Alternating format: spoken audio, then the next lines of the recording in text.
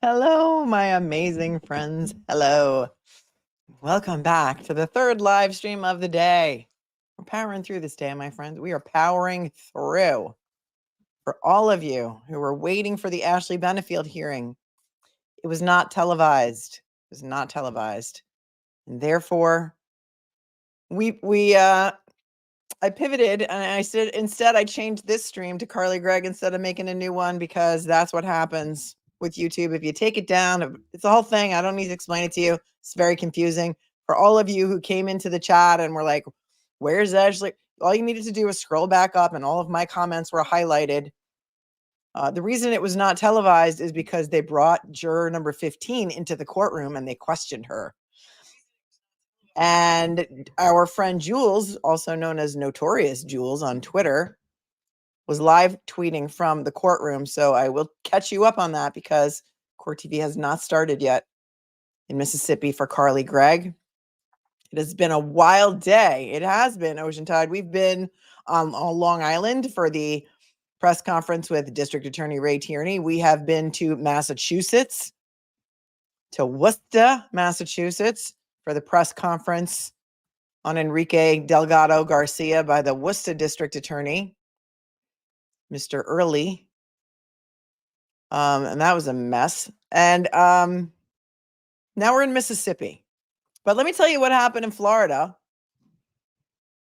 while we were not allowed to go to or see the court proceedings, because Jules was there. She was in the courtroom. They brought juror number 15 in. You may remember we went over the motion at length. The defense has asked for a new trial based on the fact that they allege juror number 15 lied on her jury questionnaire. And the defense came up with all kinds of receipts that juror number 15 had been involved in at least two DV cases, one in which she was the perpetrator and her ex-husband got a restraining order against her. And he also got custody of the child. And the second incident or case was with regard to a boyfriend who was perpetrating DV upon her.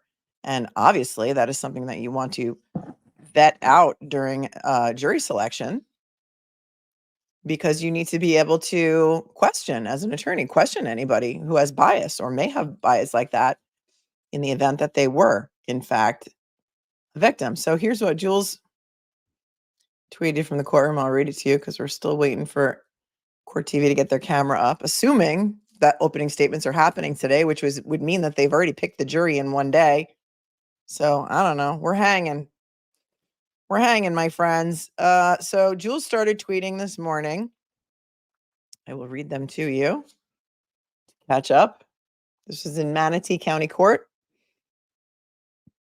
as you may recall. She said her first tweet was, "Deputy just informed me no live tweeting today." So she wasn't supposed to be doing it. I don't know how she did it. She said, "If I want, I can just go to the media room. I will just be taking notes and we'll update when the hearing's over." So she must have gone to the media room like she was supposed to tweet this. Judge took the bench. Lawyers are present. Apparently, they have switched sides of the courtroom. It looks like Ashley is not attending. So Ashley did not show up in court, Ashley Benefield.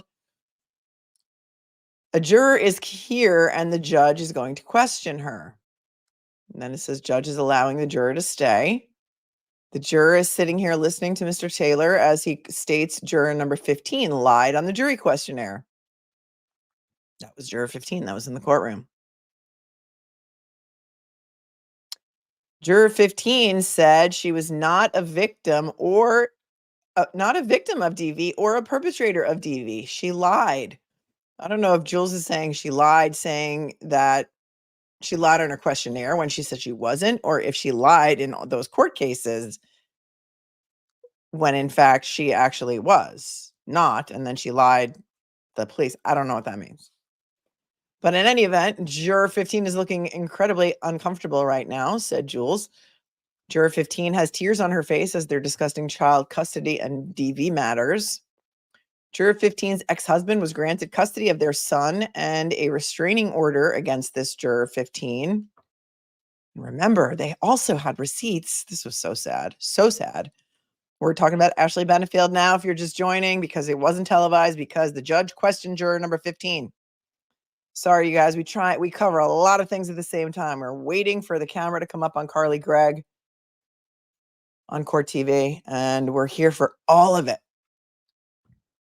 But you may remember that in the earlier cases of juror 15 that defense had receipts for in their motion papers, it was alleged that the ex-husband got custody of the young boy, and I think he was like 5 or 6 years old, right? Because the wife had been physically abusing the ex-husband, for a lack of a better term. And then years later, the little boy allegedly may have beaten the crap out of his pregnant girlfriend. It's like the cycle of abuse never ends unless it ends with us, like the movie that just came out with Blake Lively.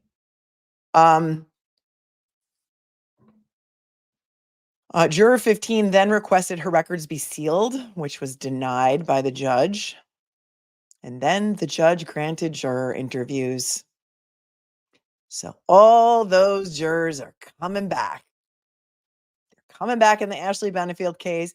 I've said this from the beginning when I first read those motion papers, that if this juror did lie about that stuff on her questionnaire and all this stuff is true, that is grounds for a mistrial. She may get a new mistrial. She may get a new mistrial. She may get a mistrial or a new trial based on this. That is juror misconduct. That is like textbook juror misconduct, because obviously she would have been dismissed for cause, or the defense would have used a peremptory on this juror. So that's my opinion. I don't know when this is going to happen again, but court is over, Jules said, and I have a lengthy discussion with Mr. Taylor and the team. That was about 20 minutes ago. And then it said judge will do an order to appear for all 6 jurors. Remember, this was only a 6-person criminal jury in Florida in the Ashley Benefield case, even though it was a felony murder case, because it was not a death penalty case. It was only 6 jurors instead of the usual 12 that we see in most states. So Jules says the judge will do an order to appear for all 6 jurors. The questioning of the jurors will be done by the judge. It will be done in chambers as well. And number 15 will also be questioned about her jury questionnaire. So that's going to happen in chambers. That also will not be televised. I will check later to see if there's a written order to that effect. And we will bring it to you, of course. Maybe not today, because I am going to be pretty wrecked by the time this is over. But Stephanie Sweetler says that means every single juror is going to talk about what juror 15 said and did and told them. Yep. Mike Baker says, you asked earlier where everyone was outraged from. I was driving outraged through Michigan and Indiana. Now I'm outraged in Illinois. Tomorrow's outrage will be from Oklahoma. Keep on trucking, Mel. Mike Baker, are you a trucker? Breaker 19, Breaker 19. I used to like go on the CB radio in my parents' driveway when I was a kid. So I'm so happy that I can keep you company and that we can all keep you company. Pebbles says that's the right decision. I'm so glad. This will protect all of our rights. There were a lot of people coming into the chat earlier before this stream had to be pivoted to Carly Gregg, who are hell-bent on the fact that Ashley Benefield is guilty. So, you know, I happen to agree. I'm a constitutionalist and I'm a believer in procedure. And I think that if this juror lied on her questionnaire, that's huge. It's huge.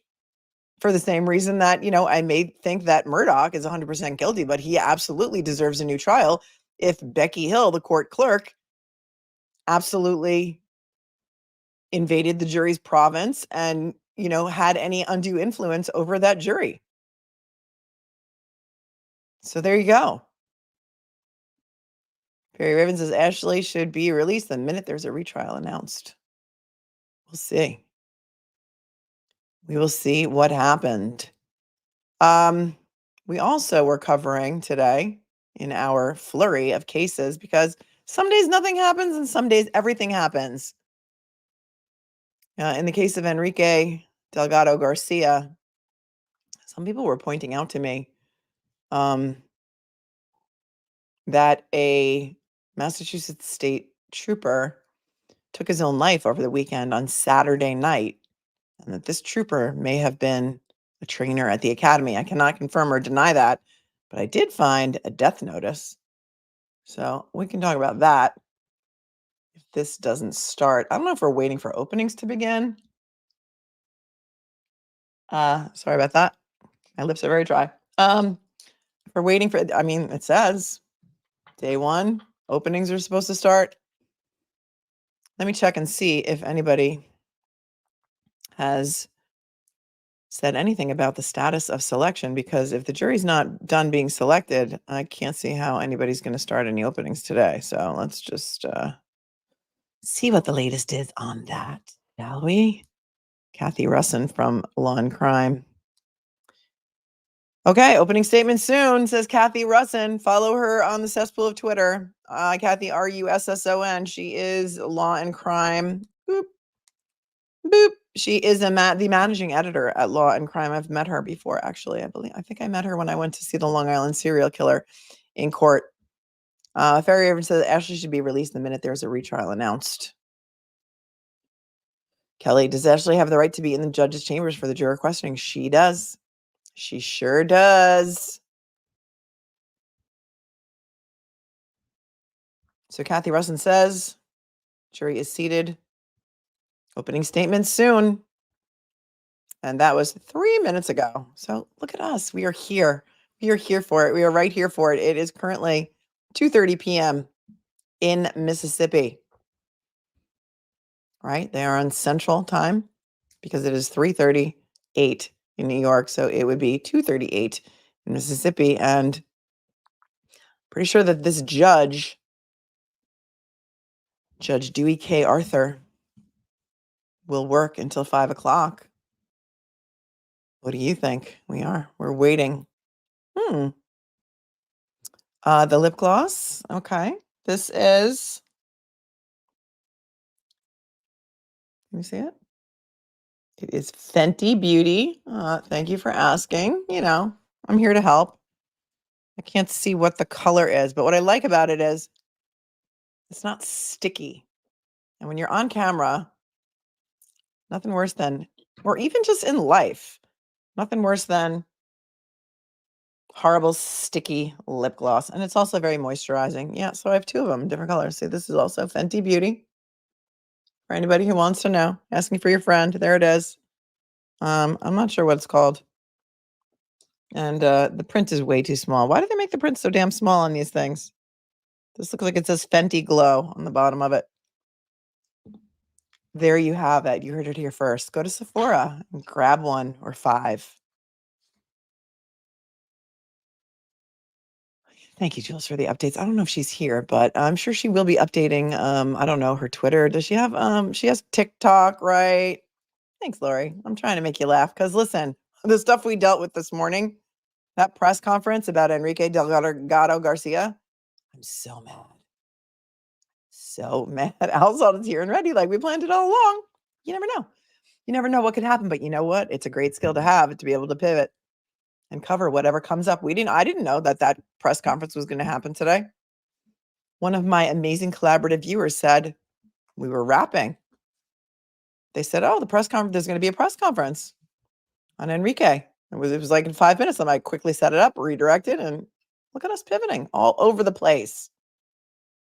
Thank you, Danielle Alexander, for pointing out the obvious. Even if you think a defendant is guilty, if they do not get a fair trial, then they should get a new trial. If you are ever a defendant, you would want the same laws applied to you. 100%. Momo Shark, don't know how long this trial is expected to last. They say between 1 and 2 weeks.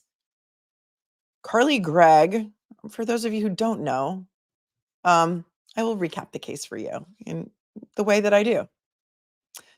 Carly Gregg was 14 years old on March 19th of 2024, which was only 6 months ago, and we're having a trial in Mississippi.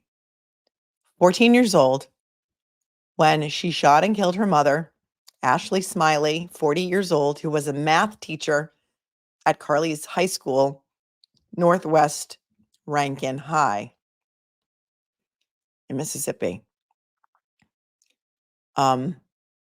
There's some surveillance video that's going to be shown at the trial that indicates that Carly's mom, Ashley, was in Carly's room and had something of Carly's. We don't know what it is. And that Carly went into her mom's room, took a handgun out of her mom's room, out of her mom's purse or somewhere in her mom's room, and came out and shot her mother dead. While her mother was laying dead on the floor in, I think, Carly's room, Carly took Ashley's phone and texted her stepfather, Heath Smiley, to ask him when he would be coming home. And then Carly called her girlfriend and said, "Hey, have you ever seen a dead body? Why don't you come over?" Or just called her to come over, maybe. And then when she got there, said, "Have you ever seen a dead body? Come look." And showed her mother's body. And then when the friend was outside in the backyard and Heath Smiley, the stepdad, came home, she laid in wait for him, which is a legal term, and then shot him something like 3 times in the neck or shoulder, and he survived. And then she ran away and jumped over the fence in the backyard.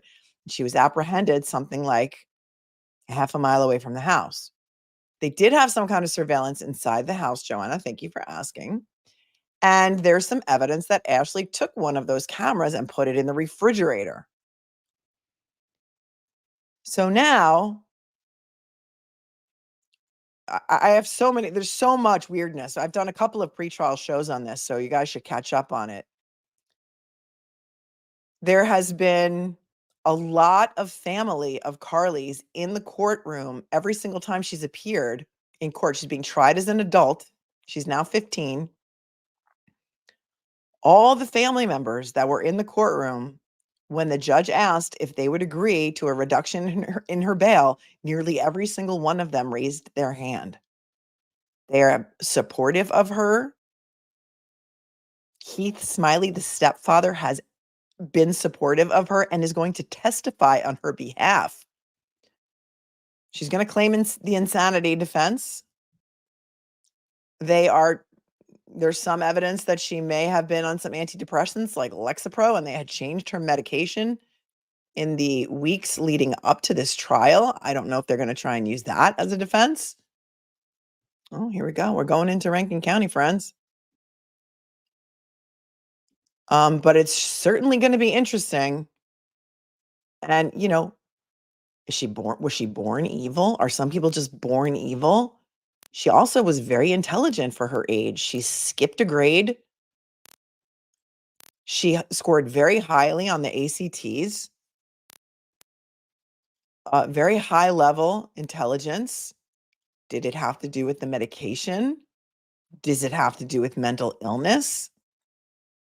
There was more than one family member that wanted to testify on Carly's behalf, and I think at least 2 of them were precluded because the defense attorneys did not turn over the required discovery in time. Maybe we'll hear some more about that. Maybe he's reconsidered. There's going to be a lot of expert testimony here.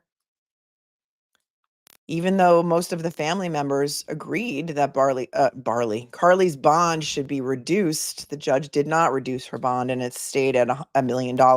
She's being held in the adult facility, and she's been in solitary confinement 23 hours a day, I guess for her own safety, since she was arrested back in March. So it's been almost 7 months. People say nobody's born evil. I don't know.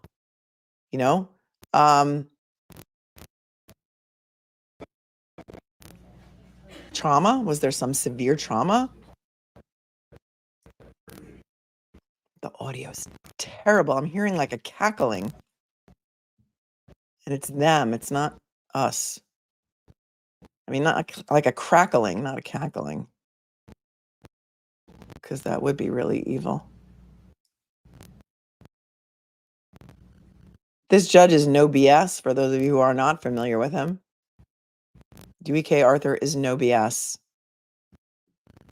If Dewey K. Arthur had tried the Karen Reed case, it would have been a completely different trial. Toy says perfect age for major onset of illness too. I gotta refresh this browser because It may be just because I have earbuds in. If you guys,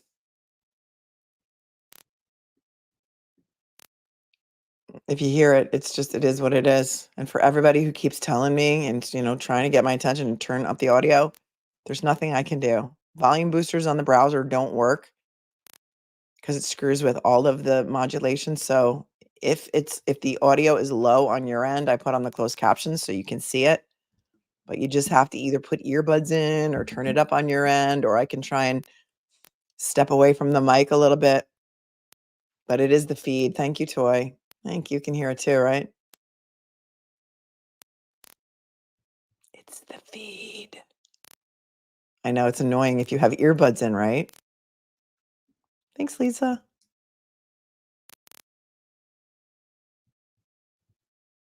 Hopefully their audio team will be able to correct. Oh, I think it just went away. Yay. Yay.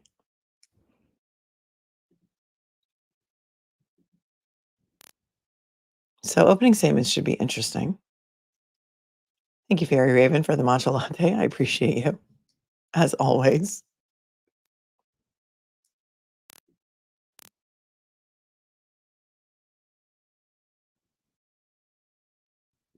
Thank you, Max Bang.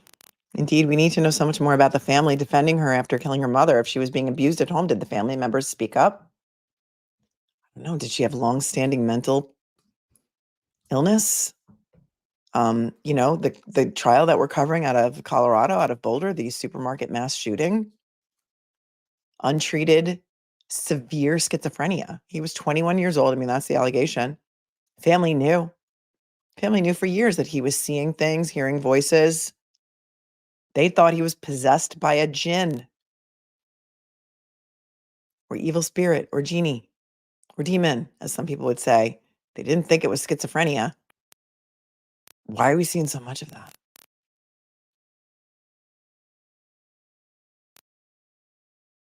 JP Eagle says, yeah, well, yeah, the mother may have been a math teacher, but we really don't know anything about her and how she was. We don't. Blaster 1000 says she chose to do what she did and she knows it. I'm going to play devil's advocate and say she was 14.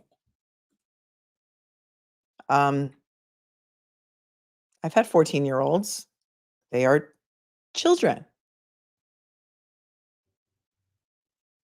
And also, I would submit to you that if she suffered some sort of severe childhood trauma like abuse,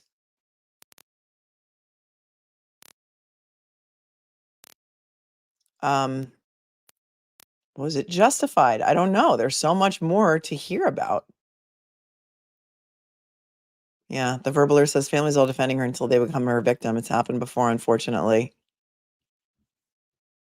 I mean, are they defending her to keep the family secrets? That's another way to look at it. Hello, John Little. Great to be watching this awesome chat. So great, right? Gen X, 1968. So much more we need to understand about this case. And hopefully after the opening statements, we're going to hear more about what the evidence will show, what the defense plans to show in their case, because the reason why some of these witnesses were precluded from testifying is because they didn't give enough of a synopsis about what the witnesses were going to testify to. And the defense was arguing, listen, we can't give you our whole theory about what the witnesses are going to testify to. We shouldn't have to lay out our entire case to the prosecution. And this judge wasn't having any of it. He's like, nope, sorry, they're out. Anna says, sorry, but if you're 14, you're a kid. Why do they keep trying kids as adults? As adults, why even have, I'm not sure what you're trying to say there, but you got cut off. Thank you so much, Carol O'Neill, for saying that I have the most refined and intelligent true crime channel. It's a pleasure to be here. It's a pleasure to have you here, Carol, especially when you say such nice things like that. Please hit the like button, says Scott Messerschmidt. We have 1,209 watching as of now. And we got to get the likes up because you know what it does? It pushes the stream out there. Feel free to also share the stream on your socials because it does help the algorithm and it helps people find us because if you've ever tried to survive in the law and crime chat, you may know that it can be really kind of scary over there. Maybe even a little bit toxic. Here's what we're going to do, because we know how to pivot. We're switching to law and crime because I don't hear any crackling on this audio, and I want to give you guys You've been seated and properly sworn as the jury to hear this case. The court will now give you what I call a preliminary instruction, and I ask that you pay close attention. As the trial proceeds, I may ask you if you have followed these admonitions. You are not to discuss among yourselves any subject connected with the trial until the case has been submitted to you for deliberation. You are not to converse with anyone else on any subject connected with the trial until you are discharged as jurors in this case. You are not to permit yourselves to be exposed to outside comments or news accounts of the proceedings until you are discharged as jurors in this case. You are not to conduct any independent research about this case, the legal issues, and or the parties involved. You are not to view the place where the offense was allegedly committed. You are not to form or express any opinion on this case until it has been submitted to you for deliberation. You are not permitted to mix and mingle with the attorneys, parties, witnesses, and spectators, and you are to avoid all contacts with those persons. You are required to report to the court any communication or attempt to communicate with you on the case or any subject connected with the trial. You may not take notes during the course of the trial. There are several reasons for this. It's difficult to take notes and at the same time pay attention to what a witness is saying. Further, in a group the size of yours, certain persons would take better notes than Hold on. He does not allow note taking. Okay, this is what we do here. We stop, we rewind. I don't know why the closed captions are so big, but hey, it's better than not having any, and the audio is way better on law and crime. These are the initial opening instructions to the jury, and then we're going to hear opening statements. This is a case of Mississippi versus Carly Gregg. With you on the case or any subject connected with the trial. You may not take notes during the course of the trial. There are several reasons for this. It's difficult to take notes and at the same time pay attention to what a witness is saying. Further, in a group the size of yours, certain persons would take better notes than others will, and there's a risk that jurors who do not take good notes will depend on jurors who do. The jury system depends upon all jurors paying close attention and arriving at a decision. The court believes that the jury system works better when jurors do not take notes. You will notice that we do have an official court reporter making a record of the trial. However, we will not have typewritten transcripts of this record available for your use in reaching a decision in this case. No During the transcripts. trial, the court may be called upon to make rulings on objections or motions made by the attorneys. You should not infer from any ruling the court makes that the court has an opinion on the merits of the case favoring one side or the other. If the court sustains an objection to a question and not allows it to be answered, you should disregard any response by the witness prior to the court's ruling, and you should not speculate on what the complete answer might have been or draw any inference from the question itself. It may be necessary for me to confer with the attorneys outside of your presence. It is impossible to predict when those circumstances might arise, but I will resolve the issues before me as quickly as possible. After this instruction, the attorneys will have an opportunity to make opening statements in which they will be able to explain the facts and issues as they see them. After all of the evidence has been presented, they will have the opportunity to address you again and make their closing or final arguments. These statements and arguments are not evidence or instructions on the law. Nevertheless, they are intended to help you understand the evidence and the applicable law, and you should give them close attention. Opening by the state. All right, I'm going to break just here to tell you that he talks really fast. It's not you. We are on normal speed. This is going to be the opening by the state. They're allowed to take no notes. They will get no transcripts. He didn't say anything about readbacks in Mississippi, so I don't know, but moving on. Opening by the state.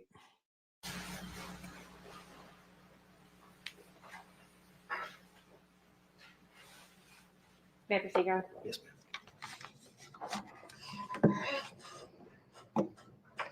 This is a case about Carly Madison Gregg. Carly Gregg has been charged with murdering her mother, Ashley Smiley, and attempting to murder her stepfather, Heath Smiley. She's also been charged with tampering with physical evidence for removing a camera and hiding it that captured a portion of the events. Ladies and gentlemen, you'll hear testimony throughout the next few days during this case. You'll hear about some secret life that Carly lived. You'll hear that Carly had a secret boyfriend. You'll hear that Carly had a secret iPod, that she had secret social media accounts that she was using to communicate with people on this iPod when her parents had taken her phone away. You'll hear that she was secretly cutting on her thigh using a knife. You'll hear that she secretly had burner phones her mom and stepdad didn't know about that she was using. You'll hear that she had secret weed vape pens and that she before going to school at times. Ladies and gentlemen, that's not why we're here though. We're here because of what she did on March the 19th, 2024. So that you'll hear that Carly is the daughter of Ashley Smiley, the stepdaughter of Heath Smiley, that Heath and Ashley were married sometime in 2020. You'll hear that Carly's not been in her life for about a year or more, that he was a known drug user, had violent and angry tendencies. You'll hear that back in January, Carly got in trouble with her parents when they found this iPod, that they got onto her for using these secret accounts and for communicating with people. You'll hear that around the same time that she had this boyfriend they found out about and that they asked her to break up with him and that later they found out she was still seeing this boy. You'll hear at some point that Carly got in trouble at school. She was cheating. She'd found the answers to a test and gave them to the other students. You'll hear that all of this was happening about the same time that they found out Carly was cutting on her legs. You'll hear that as a concerned parent, what they did was they got Carly in therapy. She was being treated for anxiety and stress. You'll hear that she continued smoking those vape pens even after in therapy. So now I want to take you to the real reason we're here and what you'll hear. We're here because on March the 19th, 2024, Carly rode to school with her mother that day. Ashley was a school teacher at Northwest Rankin, taught geometry. Carly was in the 10th grade. You'll hear that morning, she got in a little altercation with one of her friends, cussed him out. But what you'll hear, ladies and gentlemen, from the testimony of this friend is that he was so worried about Carly's use of smoking marijuana and so worried about her being high and so worried about her having these burner phones that her mom didn't know about that he felt compelled to tell Miss Ashley Smiley that day. Ladies and gentlemen, after the incident with Carly that morning, you'll hear that he gets in touch with another friend and he's like, hey, you got to keep her distracted so I can go tell Miss Smiley what's going on. Ladies and gentlemen, this friend cared about Carly. He was like, I gotta intervene. I gotta tell her. I'm afraid of what's happening. You'll hear from him that he did in fact tell Miss Smiley. That after fourth block that day, he goes and he tells Miss Smiley, hey, Carly has got these vapes. She's got this phone. Ladies and gentlemen, you'll hear then that Carly Gregg rides in the car home with her mother from school to their house. They leave school sometime after 3:30. They get home a little before 4. You'll hear that when they get inside the house, it's only their 2 dogs, Ashley Smiley and Carly Gregg.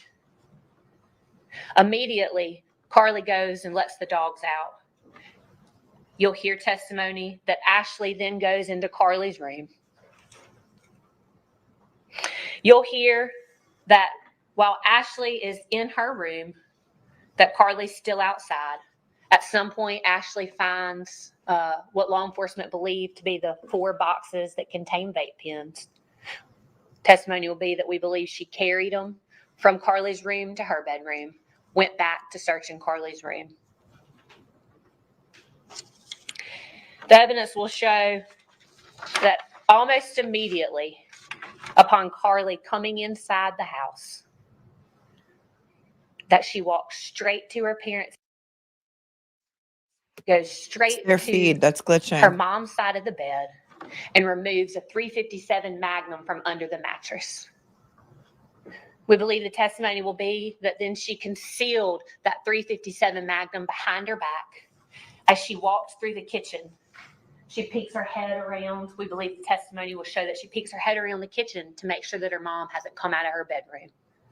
We believe the evidence will then show that she walked with that .357 Magnum behind her back, walked in to her own bedroom, and then fired 3 shots into her mother, killing her. We believe the testimony will then be that very moment after she shot and killed her mother, she then hides that gun back out of the camera, walks back into that kitchen, sits down on the stool with the gun behind her, picks up her mother's cell phone, puts her mom's passcode into the phone. We believe the testimony will be that then she texted her stepdad and said something to the effect of, "When will you be home, honey?" Testimony will be that then she waited for him to respond. "I'll be a little bit longer." She sends him a thumbs up. Ladies and gentlemen, we believe the testimony will then be that after she puts the phone back down and walks out of sight with the camera, that between the next 45 minutes or so, that the defendant reaches out to or attempts to reach out to about 5 or 6 of her friends. Some were FaceTime, some were text messages. We believe the evidence will show that during this time, she was asking them all for help, trying to get them to come over to her house. She wouldn't tell them why. We believe that one of them's going to say he even offered to call 911, and she told him no. The evidence will also be that one of these friends did in fact come over to help Carly that day. She didn't know why, but she knew that her friend needed help, and she went to that home. We believe the evidence will show that when that friend arrived at Carly's house, that Carly walked to the front door, asked her, "Are you squeamish around dead bodies?" We believe the evidence will show that then she took that friend and showed her her dead mother laying on the floor. We believe the evidence will show that after that, she says, "I put 3 in my mom, and I got 3 more waiting for my stepdad when he gets home." We believe the evidence will show that then she tells this friend, "Hey, why don't you go wait outside in the backyard? My stepdad's about to be home." This friend will testify that she does go in the backyard and she hears gunshots. And the next thing she sees is Carly coming out of the back door. We believe the testimony will be that she fell down coming out of the back door, gets up and tells her to run. And these 2 individuals, this friend and Carly, jump over the fence and run separate directions.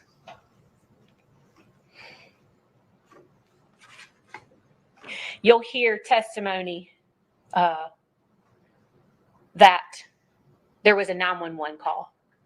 You'll hear a frantic Heath Smiley telling the dispatcher, "Oh my God, she's killed her mother. She hit me in the neck, it grazed me. She tried to kill me too. She's run off." You'll hear from law enforcement when they arrived on the scene that Carly Gregg had fled the scene. You'll hear from law enforcement that when they arrived on the scene, Ashley Smiley was very much dead in the floor in Carly's bedroom, and that they found that Heath Smiley had been shot and hit in the shoulder, through and through. You will hear from law enforcement that sometime after the day of the event, they learned that there was cameras involved, that this home had surveillance video. You'll learn that one of those videos was turned over by the living victim, Heath Smiley, and it shows Carly Gregg and her friend jumping over the fence. And then you'll learn that there was another camera in the house on March the 19th, 2024. That Carly was hiding the gun out of sight of. And you'll hear that that camera was not in the kitchen when law enforcement got there, and it was not in the kitchen where it should have been when Heath Smiley got there. It wasn't until sometime later that that camera was discovered. Ladies and gentlemen, you will hear that Ashley Smiley's cause of death, gunshot wounds to the head. Ashley Smiley's manner of death, homicide. You will hear that Heath Smiley says Carly Gregg is the one that shot at me. And on his 911 call, he said that she tried to kill him. You'll hear him say that he did not move that camera, the only other person living in the home. Ladies and gentlemen, you also hear from forensic scientists from the Mississippi Forensics Laboratory. You'll hear that both of Carly Gregg's hands tested positive, both the right and the left. You'll hear that the .357 Magnum that was used to kill her mother and shoot her stepfather, they took swabs. They took a swab of the trigger and they took a swab of the hammer. And you will hear that the DNA profile that matches those swabs belongs to Carly Gregg. Ladies and gentlemen, you will also hear that there were 2 projectiles removed from Carly Gregg's mother, Ashley Smiley. One in her brain, one in her neck. Projectiles were tested with ballistics, and that those projectiles matched the .357 Magnum that Heath Smiley took out of Carly Gregg's hand that day on March the 19th, 2024. And ladies and gentlemen, at the end of this trial, after you've heard the evidence, the state will stand before you and we will ask that you murder, attempted murder, and tampering with physical evidence. Thank you, Your Honor. Well, that was short. That was short. And she spoke way too quickly for my liking. I think she should have slowed it down. It would have had more effect. It was, I'm going to just see if Core TV sound is any better because their feed kept glitching. In my opinion, that was way too fast. Their audio is not good because it's only coming into one of my ears. So we're going to stick with this. Again, why is there cameras inside the house? Why, if your daughter has issues with self-harm and cutting and smoking vape pens, why are you keeping a loaded .357 Magnum under your mattress? Why does she know where that is? I have a lot of questions. Or do you wish to defer? She also said in her opening that Heath Smiley had issues with violence and drugs. Didn't she say that also in her opening? So now I have even more questions than when we started, but I can't wait to hear the defense's opening. So let's go there. Why are you telling people to go to somebody else's feed? Thanks for the 10, Laura, but why are you telling people to go to someone else's feed? Good afternoon. I know it's been a long morning. I'm not going to restream. also, Hold on. I'll I'm not try going to to do this as brief. restream someone else's stream. And that's also, I don't even understand the point of that super chat, but thank you for that. As possible. This is not a whodunit case. I'm going to rewind that. That was distracting. She looks such a baby. A long morning for the defense will go ahead, Your Honor. Opening statement by the defense. Good afternoon. I know it's been a long morning for you all, so I will try to do this as briefly as possible. This is not a whodunit case. We know who took action on March 19th to bring about the death of Ashley Smiley and the injuries to Heath Smiley. However, this is a why case. Why did it happen? Why did this exceptional child with no history of violence, who was loved by her friends, her teachers, her parents, who had a good home life, who loved her mother, why did she shoot her mom? Why did she shoot at her stepfather? The state would like you to believe the answer to those questions don't matter, but we know better than that. The answers to those questions is why we're here today, and it's what you're here to do.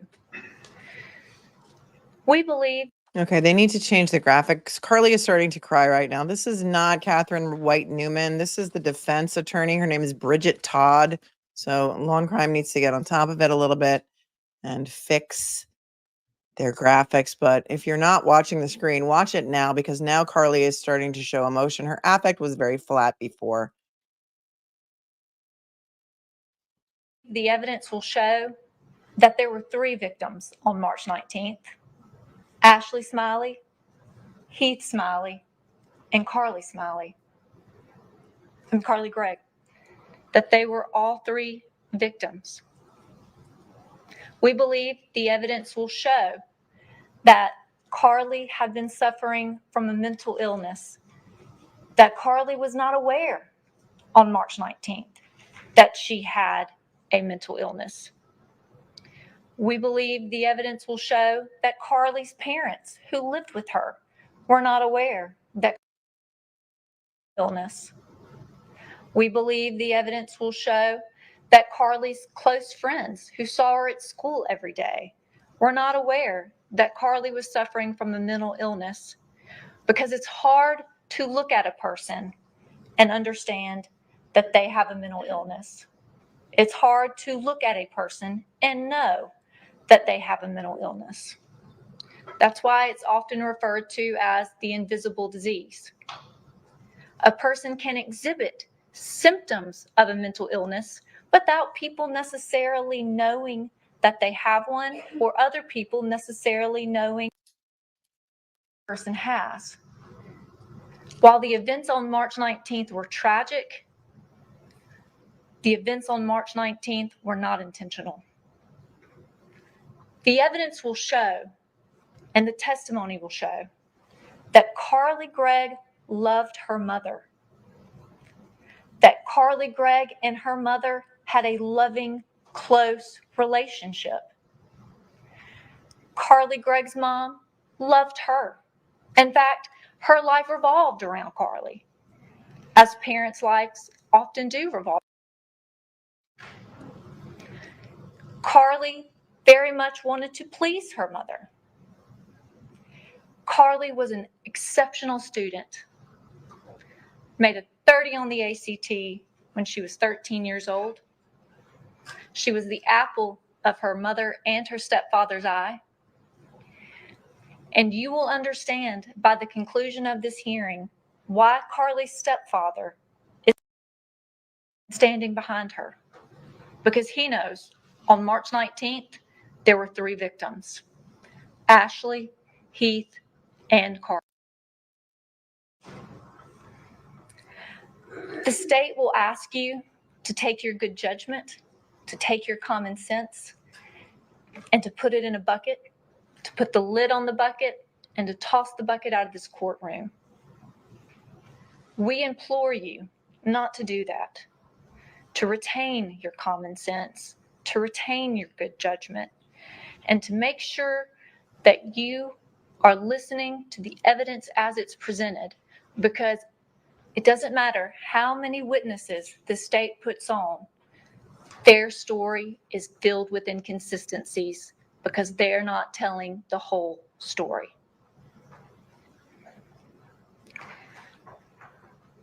The evidence will not show that Carly was ever deemed dangerous by anyone.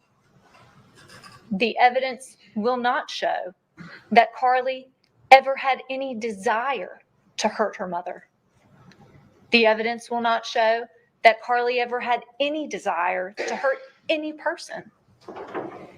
The evidence will not show that Carly invited people over to her house to view her mom's body.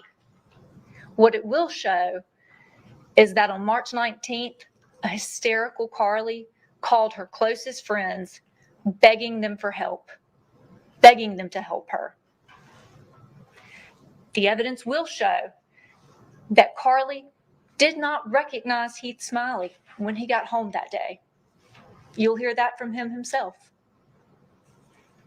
The evidence will show that Carly was so terrified when Heath Smiley got home on March 19th that even after Carly left the house, Heath walked around the house with the handgun in his hand looking for an intruder, because he was convinced by Carly, by how she appeared, by how she acted, did that day, by the child he had known for years, that she was terrified. All right, we're going to have to switch to Court TV. Hold on.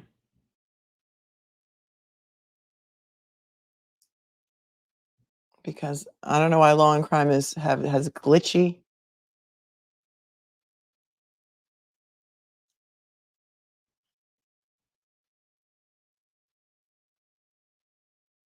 Okay, hang on a second. I'm just going to rewind it to where we are so we don't miss anything. Their video is better,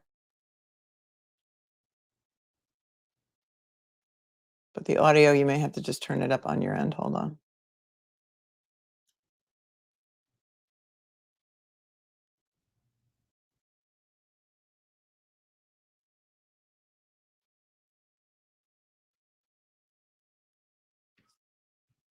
We were a little bit behind, but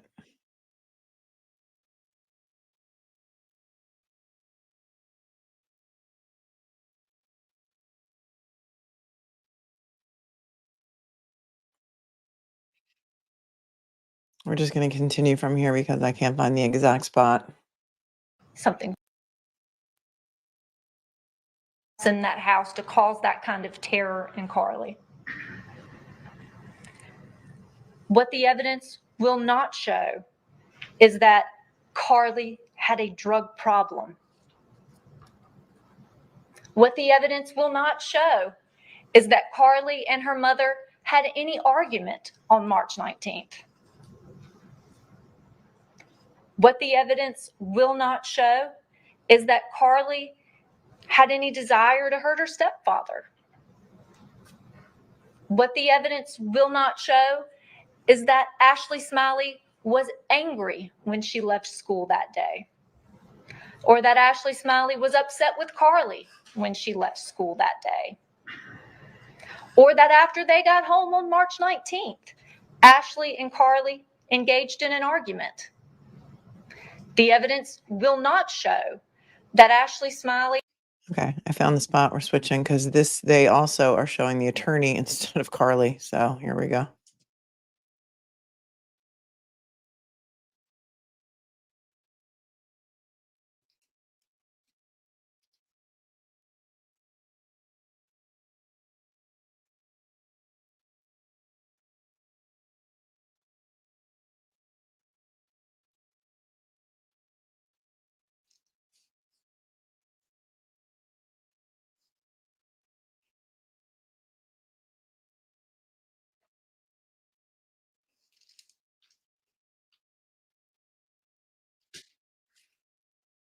There's no sound? Oh, hold on. I'm going to restart this browser. Let's see.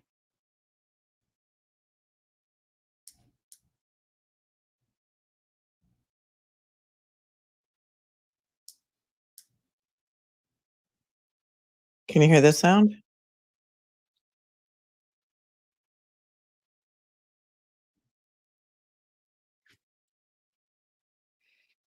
Still no sound on this channel? Okay. Stay right where you are. I'm going to refresh my browser. I may have to go out and come right back. So stay there. I will be right back.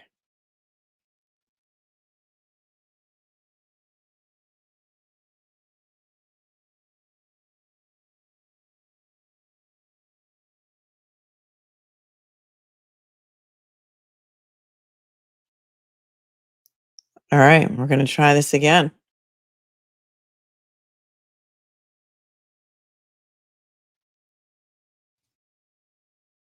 StreamYard issues. Said they were having problems with screen sharing issues. Okay, now tell me if you can hear it. Intended to hurt anyone. The evidence will not show that Carly has not grieved her mother's loss. The evidence will not show that law enforcement did their due diligence in investigating this matter. The evidence will not show that Carly was abusing or misusing prescription medication. The evidence will not show that Carly was just a teenager who had a life that her parents didn't know everything about. That's called having a teenager and being a parent. The evidence will not show that Carly had ever tried to harm another person, had ever had a desire to hurt another person. The evidence will not show that Carly is a monster, that Carly was a difficult child, a troubled child, or a deranged child. The evidence will not show that Carly Gregg does not deserve you to return a verdict of not guilty. She does not deserve for you not to return a verdict of not guilty. How many double negatives can you have in one sentence? You just confused me. The evidence will show that Carly had a family history of mental illness. In fact, it was well documented. The evidence will show that Carly was concerned that something was wrong with her. She wrote journal entries about it. The evidence will show that Carly was afraid she had the same mental illness that her father had. The evidence will show that Carly's mother had worried for years about Carly having the same mental illness that her father had. The evidence will show that Carly was very emotionally tied into her mother's emotions and that Carly never wanted her mother to worry about her. The evidence will show that Carly was scared of how her mother would react to the knowledge that if Carly had the same mental illness that her father had. That doesn't sound like a child that doesn't love her mom. And that doesn't sound like a child who has any intention of hurting her mother. The state would like you to believe that it's normal for her to go home from school one day with their mother, who they love, and shoot her, but nothing's wrong. It was just marijuana. Or because she was on social media and her mom didn't want her on social media. But again, we ask you to retain your common sense and to retain your good judgment, because we know that just doesn't make sense. And at the end of this trial, if the state's case still leaves you feeling like their version of events just doesn't make sense, then you must return a verdict of not guilty. Okay.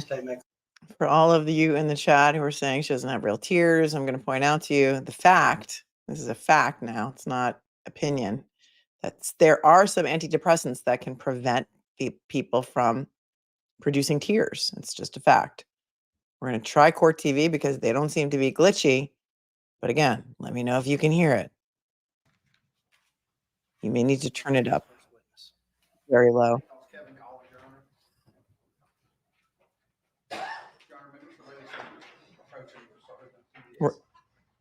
All right, it's either crap audio or crap video. I think we're going to have to go with the crap video. My executive decision. We're back to this. State calls Kevin Collins, Your Honor. Your Honor, Mr. Lewis approaching the start of the TBS. Law and Crime is really failing today. Usually I prefer their feed to everyone else's, but their captions are off. They've got the wrong person. Like, who's on captions today, guys? Who's on graphics?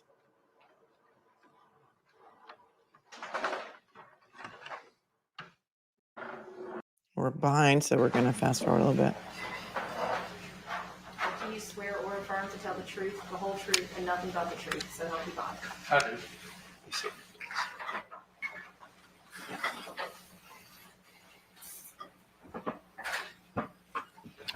Adjust yourself up to the microphone.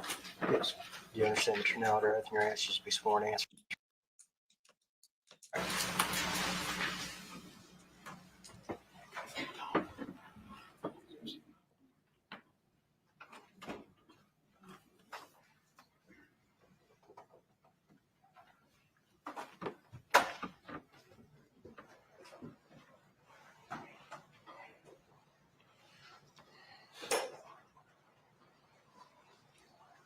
I'm going to start out by saying we don't bash witnesses' appearances here.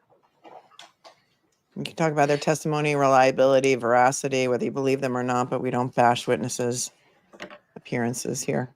Thank you.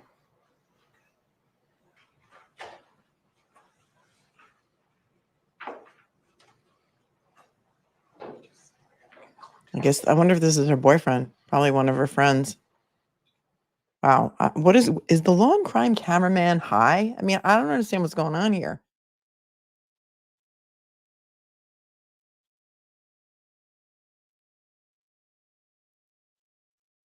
They muted it for a second.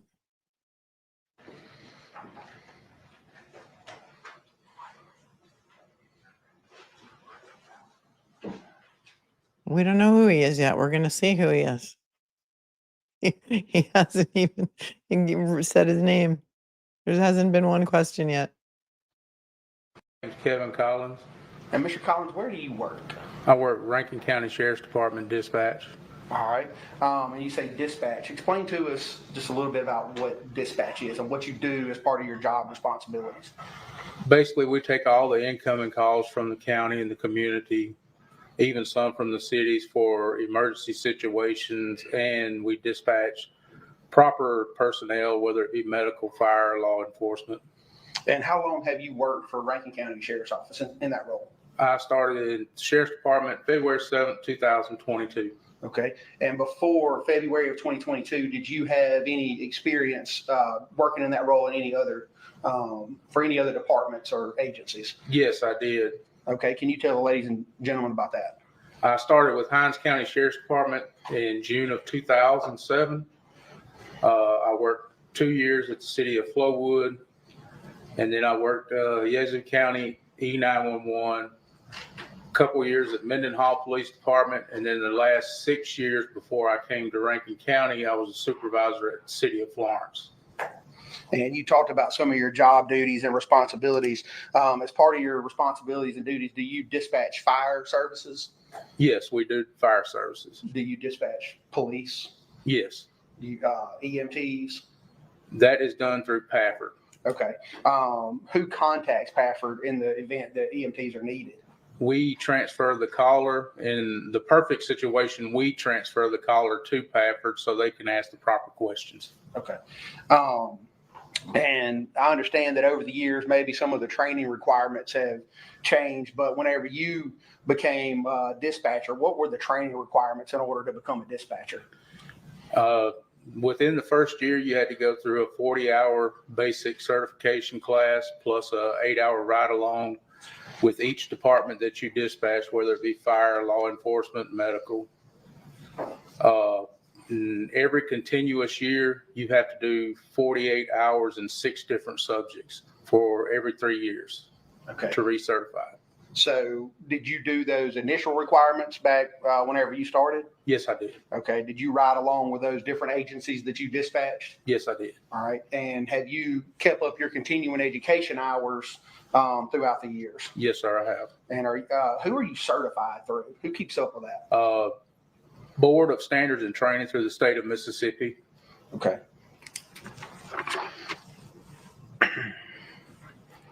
And you said you worked at Rankin County since February of 2022. Is that correct? Yes, sir. Okay. Do you guys work in shifts, or how does your schedule work? We do. My shift is 7 a.m. to 7 p.m. And we do a 3-2 split, which is like 1 week we'll work Monday, Tuesday, and then the Friday, Saturday, and Sunday. And then the next week we will work Wednesday and Thursday. And it just alternates the following weeks. Okay. How many dispatchers work at a time for Rankin County? There's 4 of us at a time on duty. And how do you guys handle calls that come in to, say, 911? If it's an emergency situation, then, you know, we've got this thing where we'll snap our fingers and somebody else will pick up on the call. That way one of us can get all the information we can while the other one's dispatching it out. So is it possible that more than one person can be listening to the call at the same time? Yes. Okay. And I want to take you back to March 19th of this year, March 19th, 2024. Were you employed as a dispatcher with Rankin County at that time? Yes, I was. And that was as a dispatcher? Yes, sir. Okay. Were you working that day? Yes, I was. Do you recall receiving a call from an individual by the name of Mr. Heath Smiley that day? Yes, I do. And what was the reason for Mr. Smiley calling 911? He called because he had been shot. At first, he said he had grazed the neck. Once during the middle of the call, he then stated that his wife was also shot dead on the floor. And I continued to talk to him until deputies arrived on scene. And do you recall the address that Mr. Smiley was calling from? Yes, it was 214 Ashton's Way. Okay. Is that address located in Rankin County? Yes, it is. Okay. Mr. Collins, how would you describe Mr. Smiley's demeanor whenever you first picked up the phone that day? He was very distraught. At first, I thought I was speaking with a female. It wasn't until I found out his name that I knew it was a male. And then I just continued to get further information from him, what I could. He couldn't even, when I asked him the address the first time, he couldn't even tell me the address. I went off of the 911, which gave us, I believe, 215 Ashton Way. And then later on during the call, I verified with him what his address was. Okay. And you mentioned that Mr. Smiley stated that he was grazed and that his wife was dead. Did he tell you anything else? He also advised that his stepdaughter had shot him and that he had taken the gun from her and she ran out the back door wearing, I believe, a gray shirt and jeans and went over the back fence. I got a description from him that we could pass along to our officers, and that's most of it, except he did also advise that she had been going through some things and was on medication.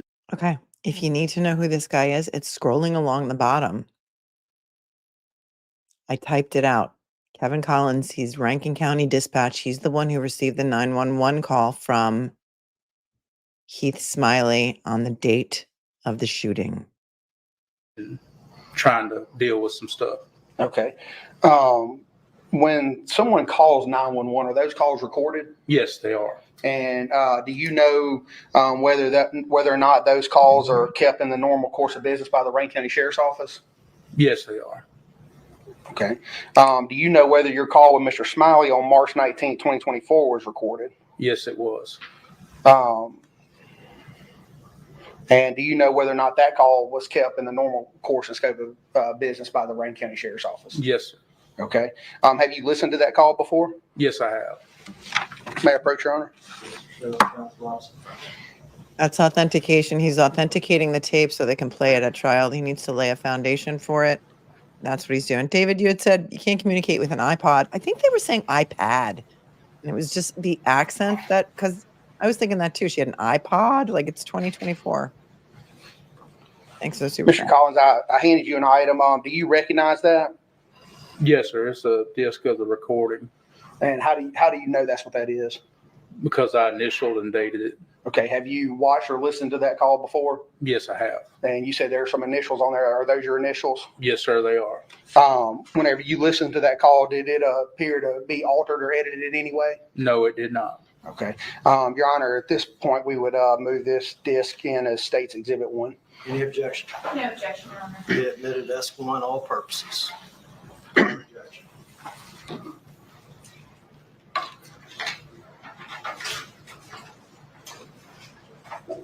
May I retrieve the disc? Yes. Permission to publish. Are you going to publish it?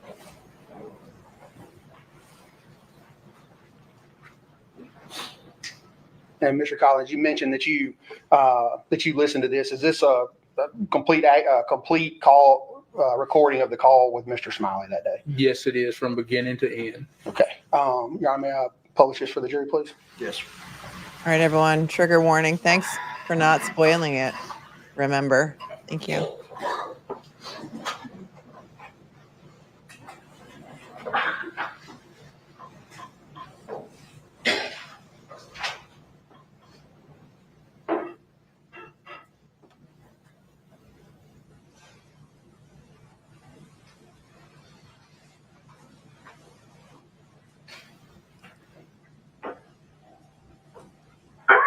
What's the location of your emergency?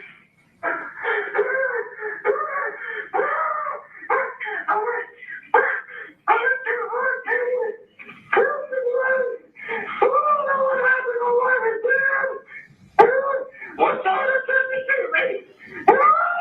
Your daughter tried to shoot you?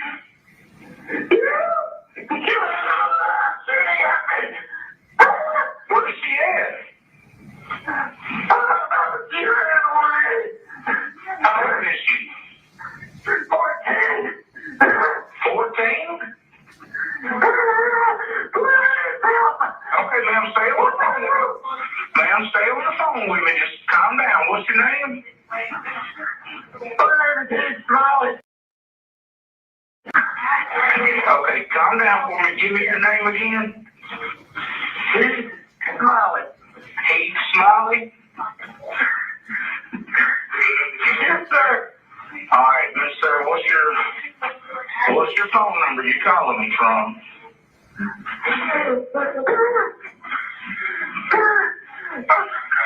Did she hit you?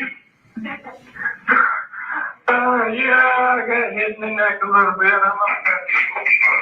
Okay, so it grazed your neck? Yes, sir. All right, and what's her name? Carly Gregg. Carly Gregg? You still have a gun on her? From her, she ran.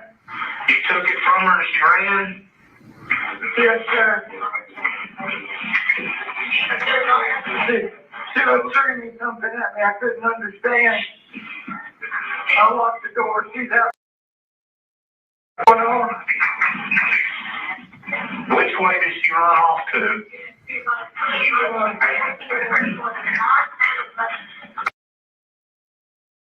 If you're not looking at the screen, you might want to look at the screen because they're showing Carly a lot. But like whoever says, well, at least with the camera on her, people might stop doubting the genuineness of her emotions. She ran into the backyard and went over a fence. Ran into the backyard and went over your fence? Yeah. What is she wearing? T-shirt, gray shirt and some jeans. Gray shirt and jeans? About how tall is she? 5'2". About 5'2"? What color hair? Brownish, brownish and short hair. 5'2", with back door, she opened fire on me. And was just screaming.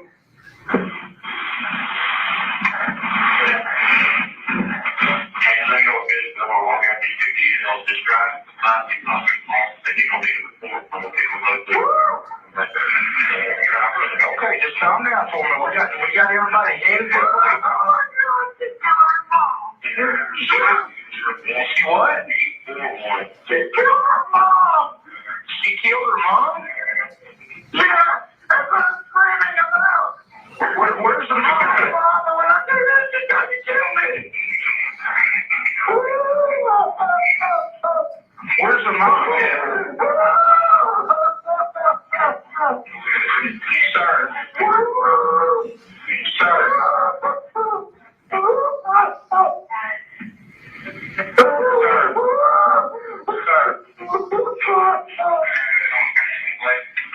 Sir.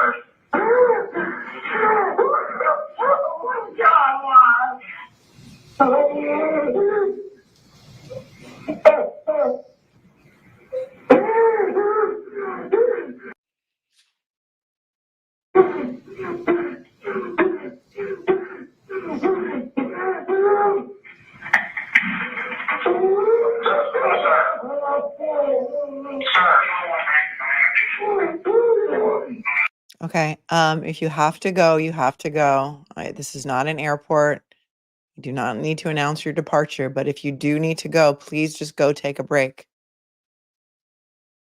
I have a trigger warning up. I have paused it for a second so everyone can take a breath. It is horrific.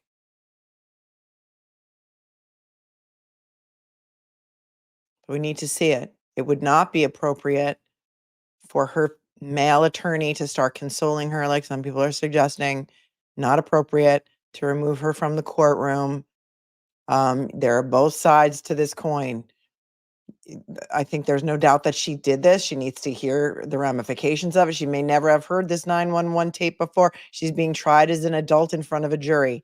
If this was transferred to juvenile court, which it was not, because the judge refused to do that, because the juvenile prosecutor was on the stand during the pretrial hearing, and he said that he was not really prepared for this case, wouldn't be able to take this case. There would be no jury in juvenile court. This is Mississippi. She's being tried as an adult. And this is what it looks like. They have to play it and we have to watch it. And again, if it's too much for you, please go take a break. Okay? Deep breaths.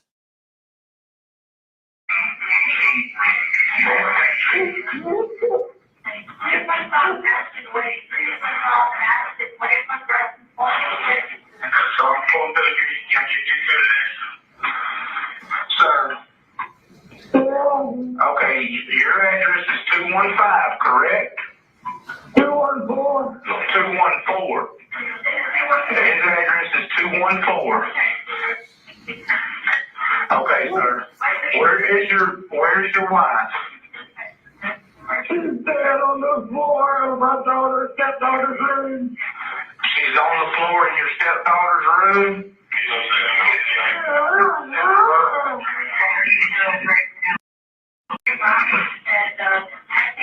What's your wife's name?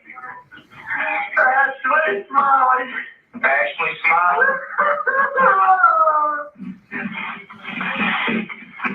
Was there any problem with it, sir? Sir, I need you to speak with me, okay? Can you go outside the house and speak to me? Okay, I'm going to pause again. Remember also, Heath Smiley, who you hear on this 911 call, her stepfather, is very pro Carly. He wanted to get Carly out of jail. He is on Carly's side here. So think about that as you're listening to how distraught he sounds and how panicked he sounds. In fact, the 911 dispatch operator who's on the stand right now says that he thought it was a woman because he was yelling and screaming in a high-pitched voice, that this man is on Carly's side. It's a lot. Okay. Okay.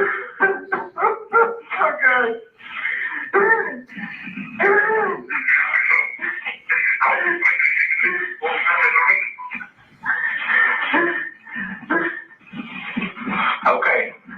Now, was there any problem going on with is it your stepdaughter or? It's my stepdaughter. And her mom. I don't know what's going on. The stepdaughter's been in therapy for a little while, trying to work out some problems in the home. And I'm distracted.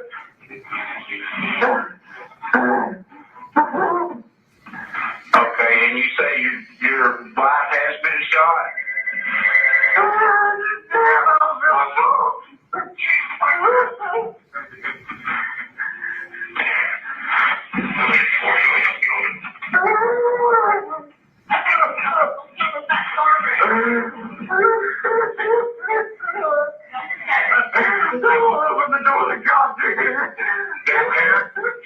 Okay, sir, I'm gonna let you speak with them, okay?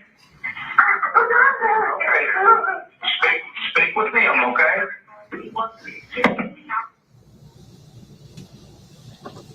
No further questions, Your Honor.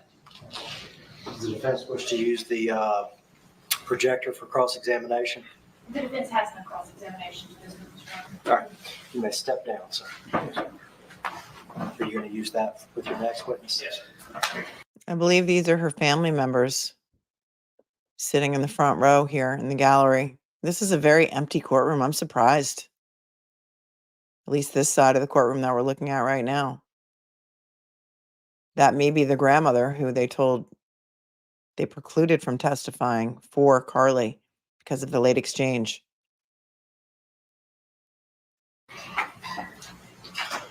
Before we go to the next witness, any jurors need a restroom break? All right, state may call its next witness. State calls Deputy Hunter Lewis, Your Honor. How do they not need a break after that? Just a mental health break.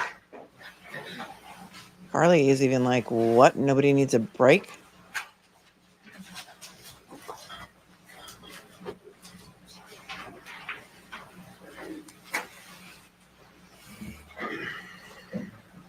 We are behind, so we're going to fast forward a little bit.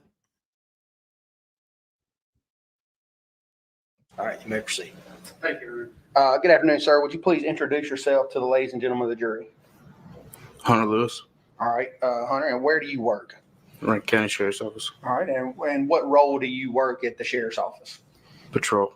All right, and as a patrol deputy at Rankin County, what do you do on a daily basis? I answer 911 calls and assist the public when they call for assistance. Okay. How long have you been in law enforcement? Anywhere other than Rankin County, or have you been? It's law and crimes, not Places. me. Okay, where else have you worked? I worked at Hines County, Flowwood. And where did you start? Did you start at Hines County? Yes. Okay. What kind of training did you go through in order to become a certified police officer? Went to Mississippi Law Enforcement Officer Training Academy. Okay. And approximately how long was that training? 12 weeks. All right. As a patrol deputy now at Rankin County, do you complete any kind of ongoing training or continuing education? I do. And tell us just a little bit about what kind of training you go through. We have to do annual training yearly throughout the year. Okay. And what kind of topics does that annual training cover? Just different aspects of the job. Okay. Is it related to patrol or is it investigations? Tell us just a little bit about it. Patrol. Okay. Now, I want to take you back to March of this year, specifically March 19th, 2024.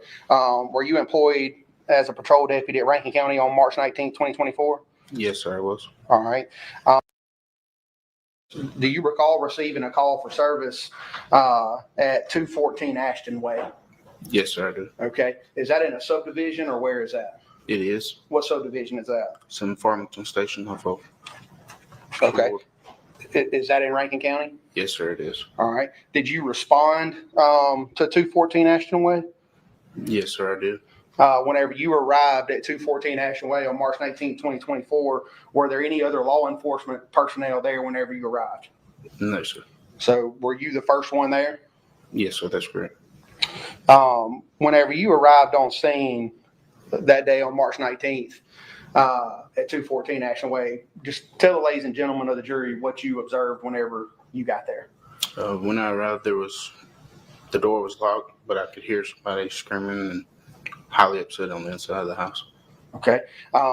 Did you later find out who was inside the house? Yes, sir, I did. Who was that? That's Heath Smiley. At any point, did Mr. Smiley come outside or tell us what happened next? Yes, I knocked on the door several times, announced who I was, and then he opened the door. Can you describe Mr. Smiley's demeanor that you personally observed? He was hysterical, highly upset, crying. Okay. Whenever he came out, tell us what happened next. He fell to the ground on the porch just outside the front door once, and then I asked him where his wife was. He said that she was inside on the floor. What information, I'm sorry to interrupt you, Deputy Lewis, what information, if any, had you been provided by dispatch? Just advised that been 2 people shot inside the residence. Okay, so you stated that Mr. Smiley came outside, then and you spoke to him briefly. Then what happened next? After I spoke to him, I went inside to check on the other party. Bedroom. Okay. And then did you do anything to Miss Smiley whenever you encountered her inside? I did. I initially checked for a pulse, and I couldn't feel a pulse, so I looked the towel to see what kind of see what had happened, and that's when I noticed she had been shot in the face. Okay. You mentioned a towel. Tell us. We haven't heard that before, so tell us what are you talking about? You Into the bedroom, she was laying flat on her back with her arms crossed with a towel over her face. How were her arms crossed, if you recall? Across the top of her chest. Okay. And did you later confirm the identity of the female inside? I did. And who was that? Ashley Smiley. Okay. She was laying on the floor with her arms crossed on her chest. Did somebody pose her? That would not be a natural position for someone who was shot a couple of times, would it? He's responding to the scene. Am I missing something here? Right? A towel over her head. I'm going to rewind that because that's what we do here. And when I'm confused, I need to hear it again. Remember, the jury's not allowed to take any notes. So when they get back into the jury room, they might have, and they can't rewind it either. They might have a difference of opinion about what this testimony was. So I want to make sure that we know what it was because I do take notes. Let's hear that again. This is the deputy who responded from the Rankin County Sheriff's Office to the scene after being dispatched because of a shooting. So listen.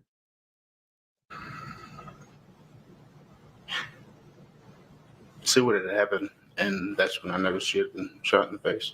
Okay. You mentioned a towel. Tell us. We haven't heard that before, so tell us what are you talking about? You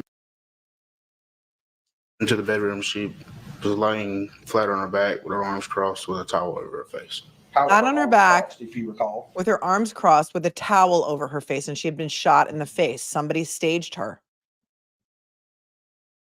Was it Heath? Was it Carly? I'm interested to see what the friend saw when the friend came over and Carly showed the friend her body. Across the top of her chest. Okay. And did you later confirm the identity of the female inside? I did. And who was that? Ashley Smiley. Okay. After checking Miss Smiley's pulse, what did you do then? Then went back outside. I radio dispatched and asked them to have medical come on in, and went back outside to where Mr. Smiley. Whenever you got back outside, were there any other law enforcement officers there at that time? There, Okay. And who was that? Deputy Dustin Smith. Okay. And once you returned back outside and encountered Mr. Smiley again on the front porch, what happened after that?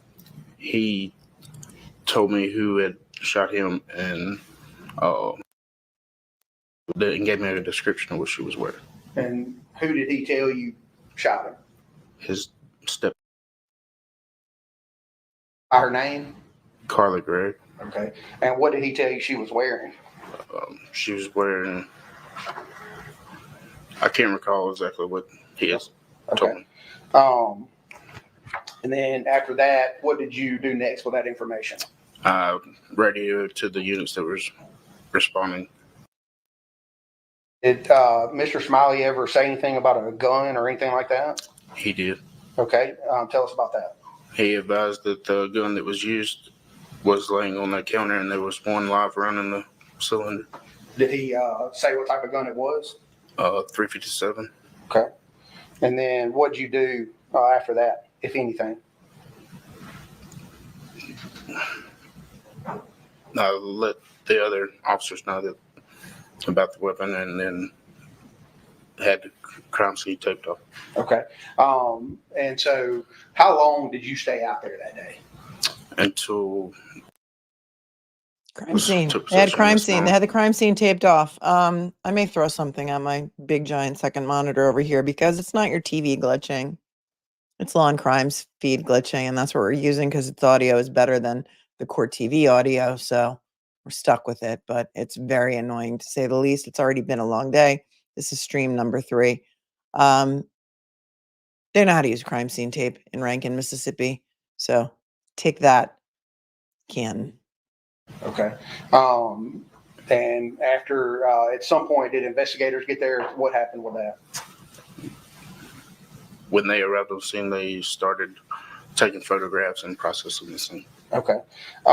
Now, Deputy Lewis, as a patrol deputy with Rankin County, do you wear a body worn camera? Yes, sir, I do. And tell us, when do you activate your camera? Anytime dealing with the public. Okay. On March 19th, 2024, whenever you responded to 214 Ashland Way, were you wearing body worn camera that day? Yes, sir, I was.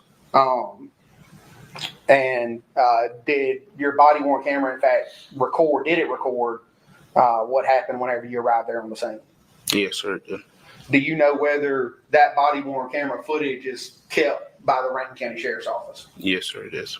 Since March 19th, 2024, have you reviewed that footage? Yes, sir, I have. Okay.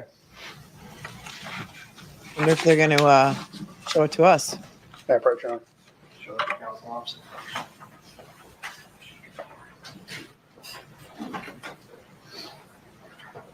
So we do here, Glenn. Canton PD getting shamed for crimes in Mississippi. Love it. Thank you, Scott. Deputy Lewis, I handed you an object. Do you recognize that? Yes, sir, I do. And what is that? It's a copy of my body cam footage How do you know that's what that is? because I initialed it after I watched it. Okay. So you watched that and initialed it. Yes, sir, I did. All right. That the footage that you watched on there, is that a true and accurate depiction of what your body cam recorded on March 19th, 2024 at 214 Ashton Way? Yes, sir, it is. Had that video been edited or altered in any way? No, sir. All right. Your Honor, at this time we would move this in as State's Exhibit 2. Any objection? No objection, Your Honor. Be admitted without objection, ST.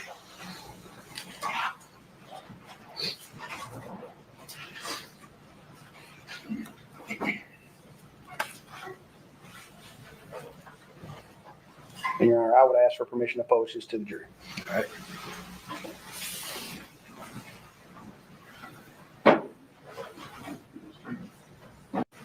We're a little behind, so I'm going to FF it. Carly is breaking down again.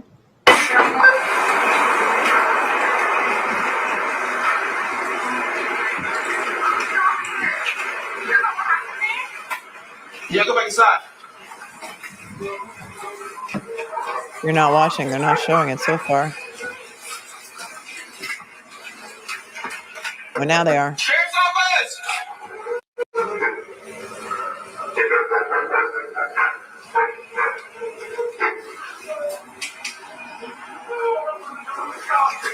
Sheriff's office!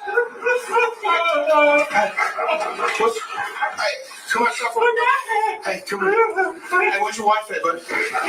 Where's your wife at? She's dead on the floor in that room.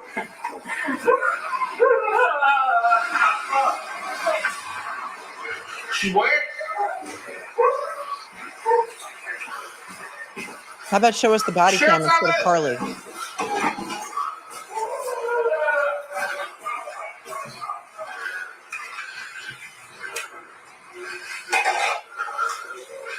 Hello?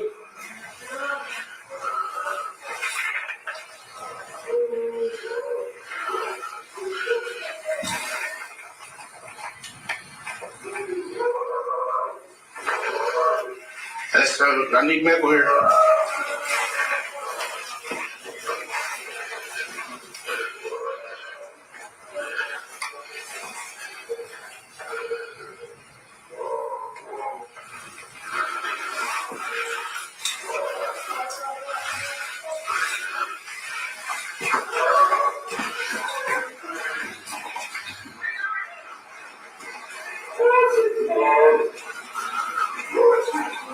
Well, I need you to go. Hey, where's your son wearing? Hey, can you tell me what your son's wearing? Hey, I need you to talk to me. What is your son wearing? He was in jeans and a grayish t-shirt. She's got short, brownish hair. So, jeans. And what is your son wearing? Right? That's what he said. What is your son wearing? Hey, I need you to talk to me. What is your son wearing? He was in jeans and a grayish t-shirt. She's got short, brownish hair. So, jeans, a gray t-shirt, short brown hair. She ran into the backyard. I tried to follow her. She jumped the fence and ran. She shot me in the neck.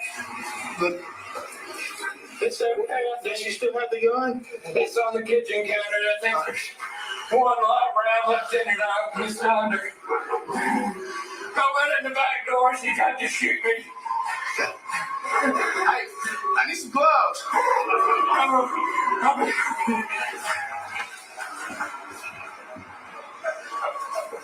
Hey, he's saying that she ran towards Magnolia Place. Are you sure? He's grazed, but he's 10-2. Hey, what's in his shirt? They got me right there. Magnolia Place, the gate is subdivision. She went over the side back towards my vehicle. She might have looked around this way. Might look back going back towards the pond right there. Hold on just a second.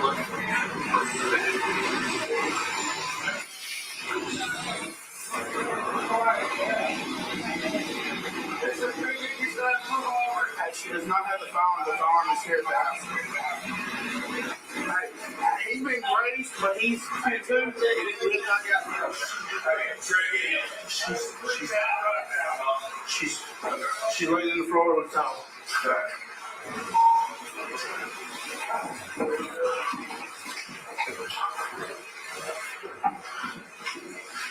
She's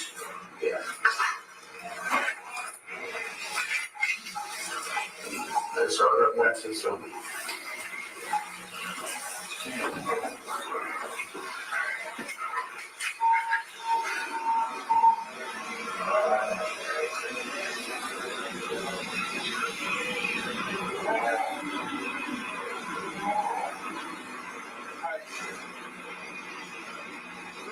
Look at this glove.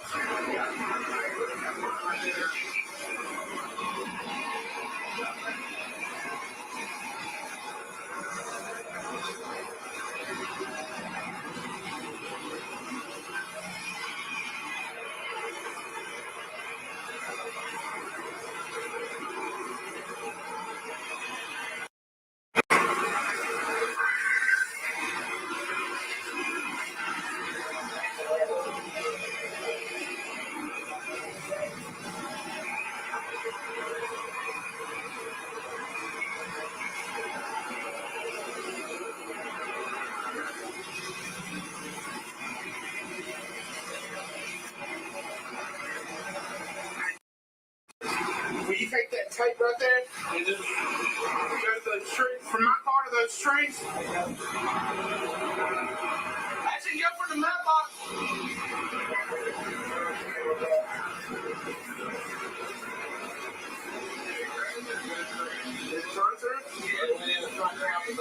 It's a 357.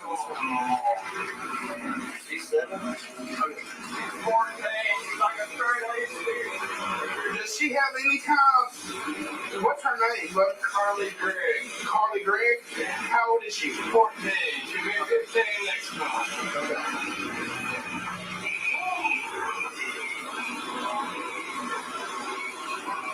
It doesn't work. She's got me when I close the door.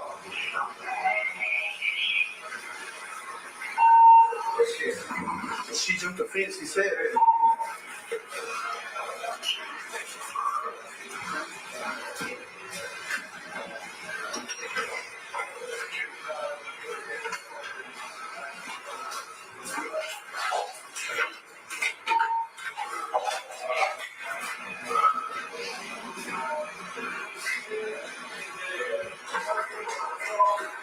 She didn't go out the back door. Is he the only one? No, we got one. She's not going to go there. The back door is locked. She did not go out the back door.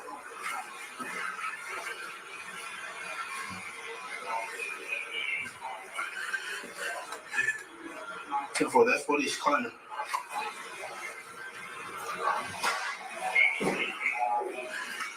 Gray shirt, blue jeans, short brown hair. Hey,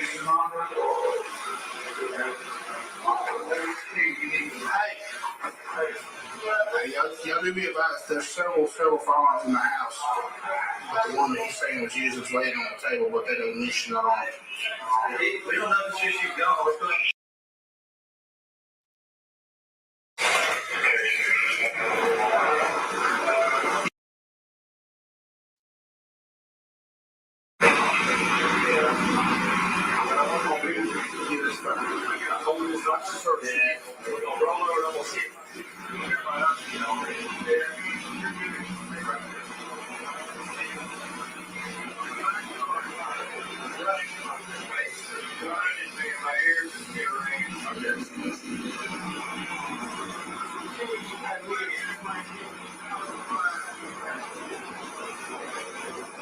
There was a white male walking in whenever I was coming in. I'm not seeing any blood either. Oh, Susie.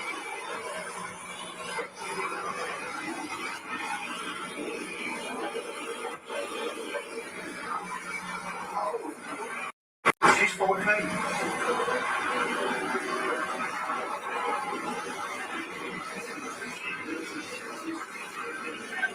Please watch the language in the chat. And please watch the language in the chat. We try and keep it classy here. YouTube uses AI for scanning videos, and there's nothing worse than sitting on YouTube for 6 hours to find your stream demonetized because of language in the chat. So please, thank you. Are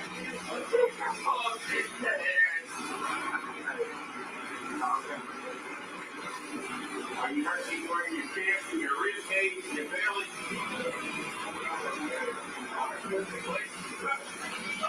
Hey, buddy, listen to me, okay? I need to get some information from you. What is her name again? Carly, C-A-R-L-Y. C-A-R-L-Y? Carly Madison Gregg. G-R-E-G-G. G-R-E-G-G? She's my stepdaughter. All right. This is Garfield, and we're having all kind of problems with him. Okay. Drugs and what is your name, sir? He's saying we've had all kinds of problems with her, like drugs. Listen, I'm going to take it back. This is Garfield, and we're having all kind of problems with him. Okay. Drugs and what is your name, sir? Heath Smiley. Heath Smiley? Okay. She's getting back for that.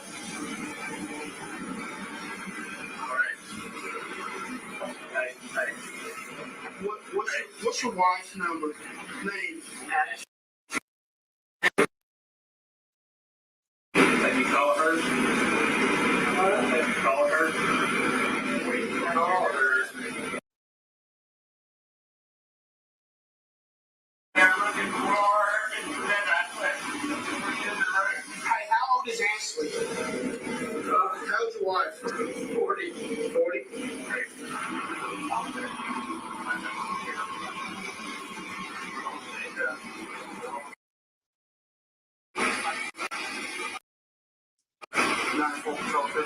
Oh, him. He's talking about the dad. Okay, thanks, you guys. We've had problems with him, meaning the bio dad, drugs and stuff. Okay. Okay, that makes sense. Thanks, you guys. Thank you. Thanks, Scott. Ashley Smiley, 40 years of age, white female. Also, I got a 27 for the other victims. 801-151-492. 801-151-492.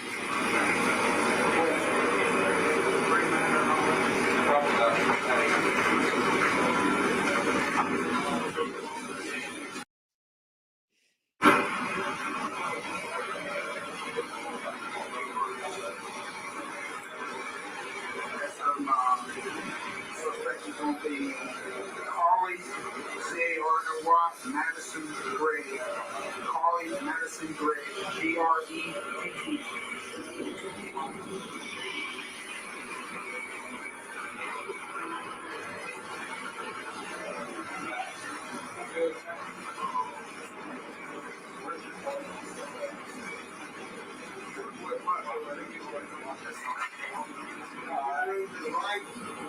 swear the top three. The top right.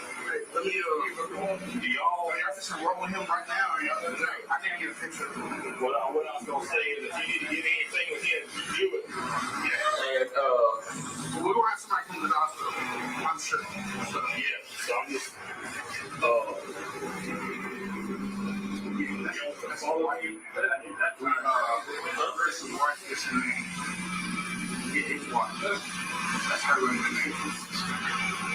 I kept asking her mom. That's my wife. And you kept asking me to call his wife. And I was trying to. Okay, all right.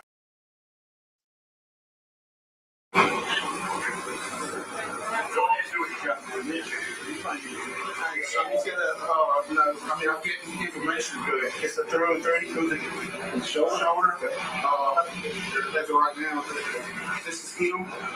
She's what? She's Ashley Smiley. She's 40 years old. And then the one we're looking for is Carly Gregg. She's 14. There is closed captions available there on. They are very loud. There is no closed captioning apparently for this body-worn camera video that we're watching right now. So we're doing the best we can with the glitchy video from Law and Crime, with the crappy audio from Court TV, with the closed captions on when they're available. Let's try and be respectful in the chat to the victims, to Carly, to everyone. Thank you, Team Brittany, for pointing that out. They've been having issues with it in the past, so this is a step over. But they're fixing to pay him now. We need on him. I said we'll probably send somebody up there with him. Yeah. You know what you say, though? Madness. Great question. Yeah, I'm saying. You got a paper, you know?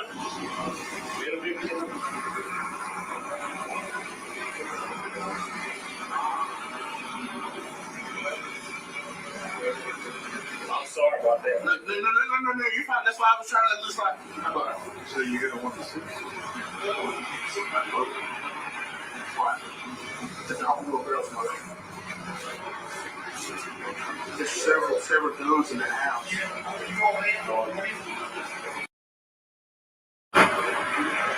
I need a crumb scene log.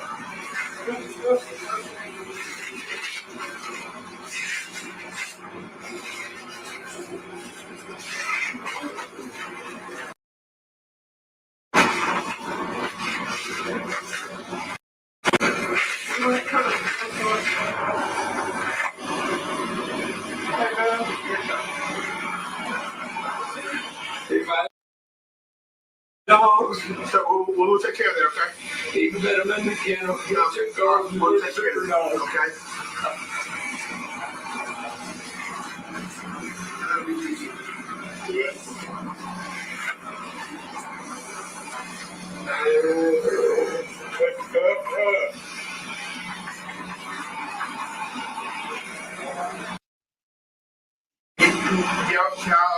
You try to take a picture of that so y'all have it for y'all's information? I'm just going to get all this information from him. I don't need that. Okay, all right.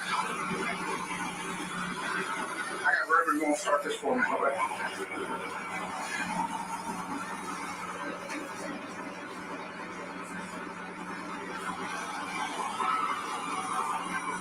What's his name? Burnell. Colin Burnell. Okay. I thought I recognized him. He's ex-Pearl. Yeah, Pearl and Flowwood, all of them. They've been everywhere.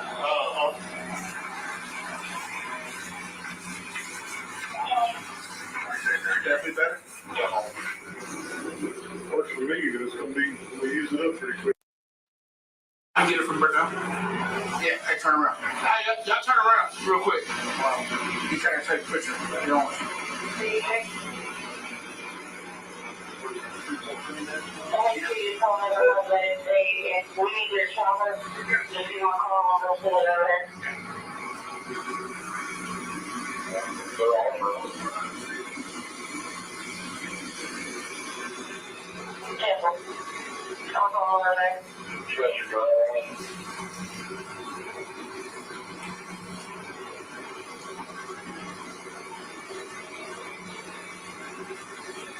I don't think 20 is 1 year right now.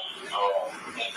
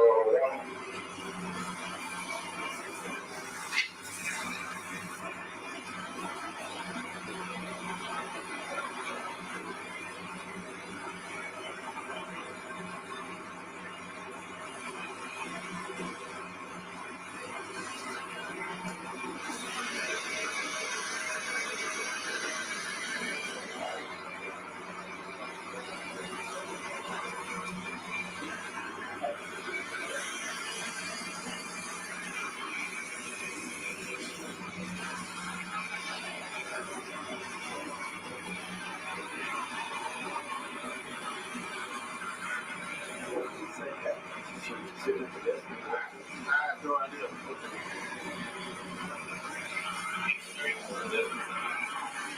He said they've been having issues. I couldn't really get nothing out of it.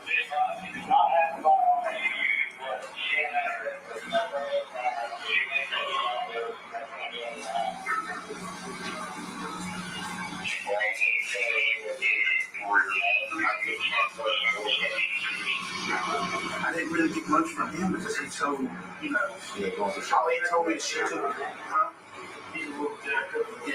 All he kept telling me was she ran out the back door because the back door is dead bolted. Back door is dead bolted. He says, one of the officers says to the other, he keeps telling me that she ran out the back door, but the back door is dead bolted. Does that raise any suspicions in anyone's mind? Thank you, Mama She, for the 10. Says, hey, we're here for it. Thanks for being on top of all the things. Did a whole bunch of things today. We need a little break for a second. Thank you. I'm just the girl in the world for your super chat. Thank you for all the coverage today. So much to digest. This is stream number 3. If you haven't been with me all day, third topic, third case of the day. Frankie's mom, will you be doing the Colorado trial? Yes, but not live and not every single day. We're going to recap it the way I've been doing. Unfortunately, and very, very sadly, there's not a ton of interest in the mass shooter trial in Boulder. Go figure. So I will be recapping, but thank you for that. So keep an eye out. Make sure you have all of the notifications set. Della, thank you for the 5. Love your brains, but your makeup, blouse, nails, gorgeous. Oh, thank you. Pounces Braun with Feminine. Thanks for covering the cases we care about. You're welcome. Thank you, Della, for always being a great part of this community. Kindness Cake. Thanks for the 5. Horrible. This child is being tried as an adult. Thanks for covering. Thank you for watching, Shoshana. If they remove the camera, all the haters will claim crocodile tears, which they will anyway. Heartbreaking. You're right. So they're damned if they keep the camera on her and damned if they don't. Absolutely important. We see and hear this, said Laren. Thank you, Laren, for the super chat. Blessed Mom from Texas. Thank you so very much for the 10. Just want to send your love to all the cupcakes and everyone. XOXO. Thanks, Blessed Mom from Texas. And Kimmy. This generation, some have a warped view of reality, not understanding the consequences of their actions. I'm conflicted with this case. I'm conflicted with this case too. So I'm kind of waiting to hear all of the evidence. But if she fled out the back door, why is it dead bolted? And if he's not afraid of her now, was he afraid of her then? Did he bolt it? I have so many questions. Let's keep listening in on the body-worn camera footage of this officer who's on the stand, Hunter Lewis of the Rankin County Sheriff's Office. This is in Mississippi. The defendant is Carly Gregg. She was 14 on the day of the shooting. She's being tried as an adult in Rankin County, Mississippi. And he said the wife's name was Ashley. Ashley? Yeah. Ashley Smiley. Ashley Smiley. I was shooting this back there. Yeah. Hey, Tyler, the gun that's used is right there on the counter in the kitchen. No. So still alive? Yeah. Like that's it. Dad saw who, she's in here. Also, no, I'm doing the juvenile on the other side waiting for her. What? Oh, well, that's what You guys got his ass picked up? Yeah, got it. Sweet.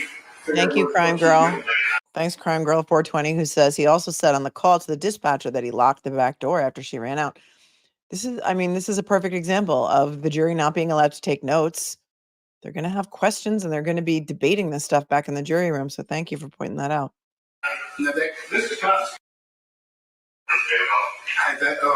there's a bunch of gun cases and stuff like right there. That closet's running full of guns. So we know she may still have access to them. She's in there, though.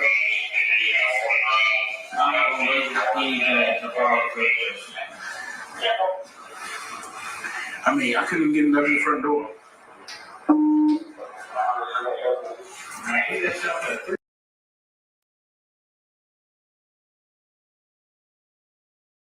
It's not you, it's them. Because you can see it's scrolling, but it's not frozen. He was explaining something to me about the father, because he stepped there too. Okay. Yeah.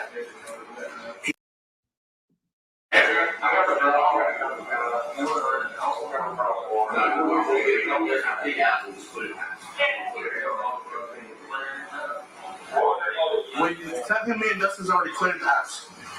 Me and Dustin's already cleared the house. Me and Dustin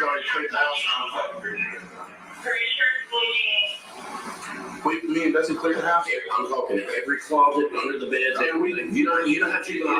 Hide the damn spot. But Dad, he said she ran out the back door. I know. But Dad might. You never know.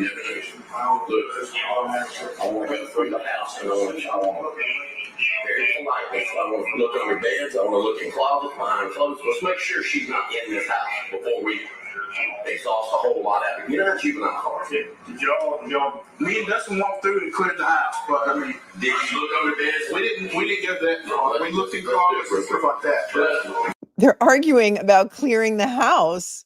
And what looks like the supervising officer is like, go look under every bed and in every closet, make sure she's not here. And he's like, but we don't need to do that because the stepdad said she left. So they're just going to take his word for it. And the guy's like, no, you need to clear the house. This is things you don't want caught on body cam if you're an officer.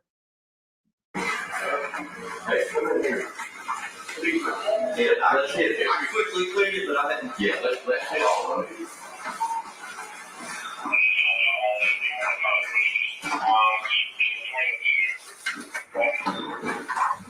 Clear. Thank you.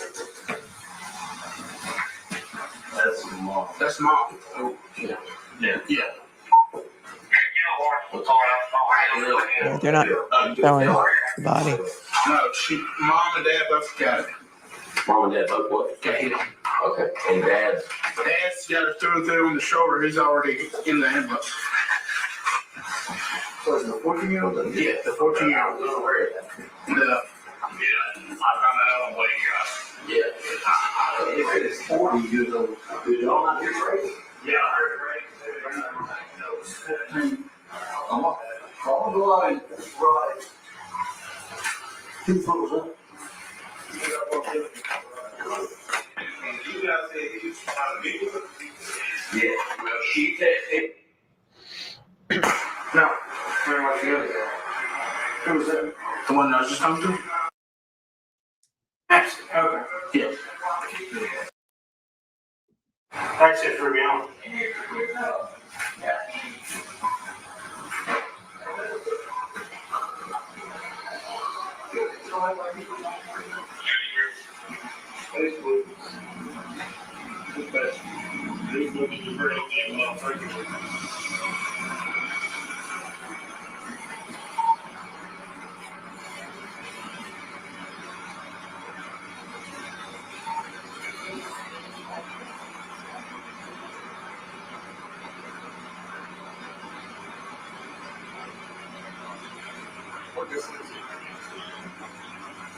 What do you want, Nessie? She's 14, so she's not gonna have anything. But there's some screens. There's some screens in here.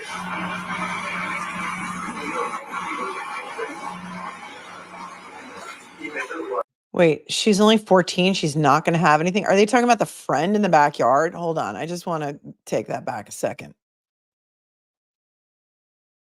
These law enforcement officers are arguing amongst themselves, and it's right on the body cam footage.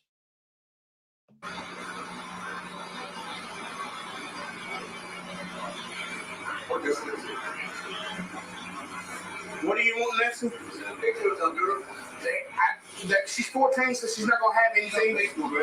But there's some screens. There's some screens in here.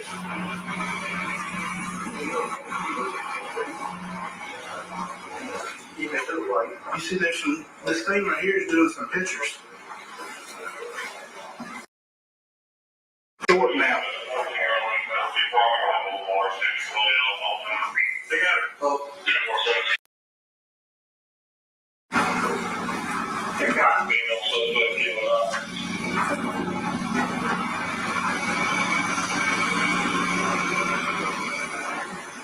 I'll just take that. I need to. Deputy Lewis, I heard a call out there. They said that they got her. It was 17:35. Is that 5:35 p.m.? Yes, sir, it is. Okay. And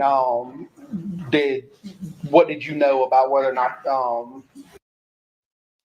custody at that time? I'm sorry, say that again. What did they mean whenever they said that they took her into custody at 17:35? They took her into custody at 5:35. And do you know who that was that they were talking about? Yes, sir. It was one of our interdiction units. Okay. And who did they take into custody? Carly Gregg. Okay. And I think the video goes on a little bit longer, but I think your testimony was earlier that you stayed out there until the coroner showed up. Is that correct? That is. And what type of things were you doing until the coroner showed up? Just help processing the scene and. Okay. Court's indulgence. Court's indulgence. That's a phrase they use in Mississippi. Court's indulgence. We say in New York, may it please the court. Court's indulgence. I want to hear from the other girl that was there too. My cat's name is Karen. Two more brief questions, Deputy Lewis. I heard you use two, I guess in the police world, what they call 10 codes on there. And I think you said one was 10-2 and one was 10-7. Can you explain to the ladies and gentlemen of the jury what that means? 10-2 means okay and 10-7 means deceased. Okay. And who were you referring to as 10-2 in the video? Heath Smiley. And who was 10-7? The mother, Ashley Smiley. No further questions, Your Honor. Cross-examination. Thank you, Your Honor. Do you intend to use the video? No, Your Honor. All right. If you, Mr. Livingston, if you would, he's not going to use that. Would you move that out of the way, please? Yes, sir. You don't have to unplug it necessarily. Okay. Okay. Real quick. For one moment, Mr. King.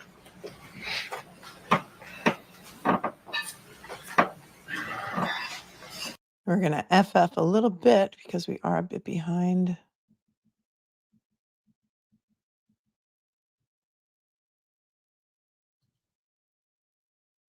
Hunter, you were the first. This is Thank you, cross-examination. Your Honor. Now, Hunter, you were the first person on the scene. Is that correct? Yes, sir, that is. And I guess you had to knock on the door a few times in order to get Heath to come to the door. Is that correct? Yes, sir. And I think when you answer, or I guess when he comes to the door, you see him and he's talking on a cell phone, correct? Yes, sir, that is. And at that time, he's actually talking to the 911 dispatcher, correct? Yes, sir. And then did you have him go out? I wasn't 100% sure when I was looking at the video. Did you have him come out or did he come out and sit down? Well, Okay, I'm just going to stop this Okay. for a second to And- say I am not a cupcake. I cannot make everybody happy. I cannot keep the closed captions up and also keep put up comments. And then people complain because I don't put up their comments. And then people complain because they're not a sub and they don't get their comments. I cannot make everyone happy. Okay, Babs 56. It's been a really long day. Okay, if there is going to be so much bickering in the chat, no, there's nothing that I can do. Please, if you feel like you want to complain today, this just might not be the time to be chatting today because I'm really on my last nerve. I'm just on my last nerve. So when he comes out, you notice he's been injured at that point. Or did you, I think you asked him if he was injured or you were able to ascertain Yes, sir. that he was injured, right? Yes, sir. And then you had him sit down. Is that correct? Correct.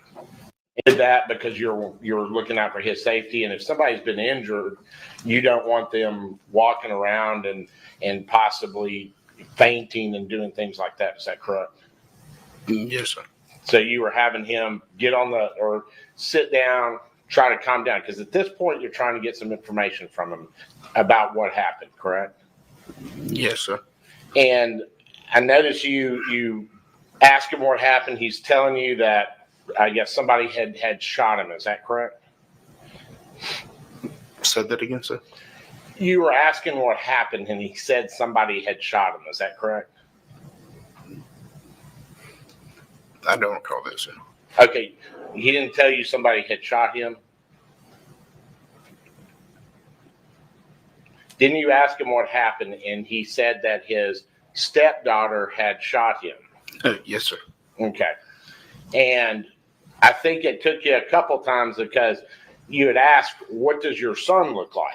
And it took you a couple that you had to think to realize that it's actually a stepdaughter, not a stepson. Would that be correct? Yes, sir.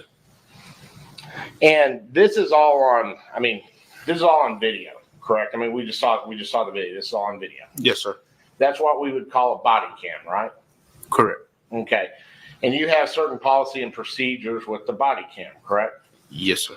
And I think you had said when you first got up on the stand, you were asked about why you wear a body cam or what it is. And you said any time that you have interaction with the public. Yes, sir.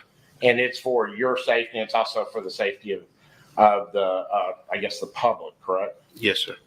And you have certain policies that say, as long as you're out there, you can't turn that body cam off, correct? Yes, sir. And that's a Rankin County Sheriff Department policy, right? Yes, sir. And that's I guess if you're wearing a body cam, you are, and you're with the Sheriff Department, everybody follows the same procedures. Yes, sir. May I beg the court's indulgence?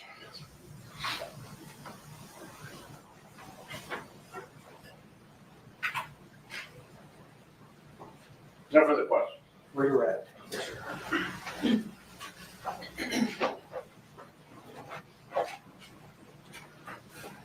Deputy Lewis, Mr. Camp was just asking about body cams. Do you know whether investigators, in your personal knowledge, do you know whether investigators with the Rankin County Sheriff's Office wear body cams?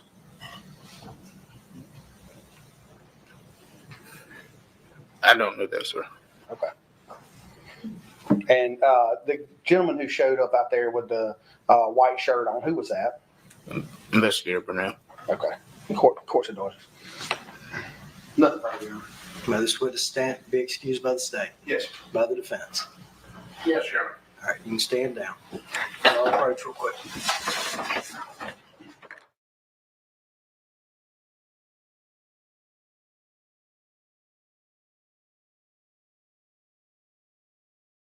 Rara, we already have a boarding pass emoji. So, we do need a complaint department emoji. Because I can do that. There are channels that just I'm going to have the bailiff show you back, take a restroom break real quick, just so y'all know we do our best not to go past 5:30, okay? 5:30. While you're back there, you'll need to go on ahead and start talking among yourselves about a very important topic, lunch tomorrow. 5:30 in Mississippi. Okay. Here's what some creators do. They don't even come on camera and they just restream the trial for you to watch. I could do that. I think it's lazy. And I think it's boring. I don't see what the benefit of it is, except maybe some creators make money that way by just not even being home and playing the trial. I don't want to do that.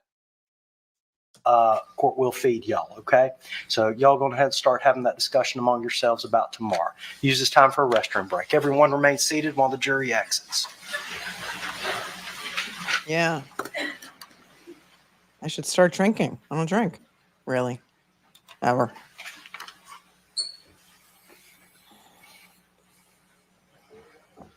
If I was a drinker, I wouldn't be able to do this as much as I do. Oh, Cajon Zone is happy. Thank you, Cajon Zone. Mr. Bailiff, let me know when they're done with the restroom. It's been a day. All right, everyone else will be in. It's 4:20. We'll be in recess till 4:30. Oh, it's 4:20 somewhere. It's always 4:20 somewhere, my friends. If you know, you know. I went to college in Boulder, so I know about 4:20. We're going to get to FF now so we can get closer to real time.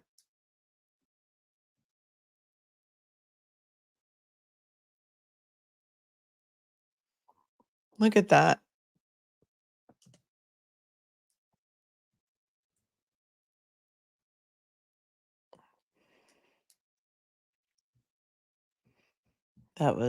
It's now 4:37 in Mississippi. So how long did you say how long they were taking? Oh, audio and so there's a minor testifying.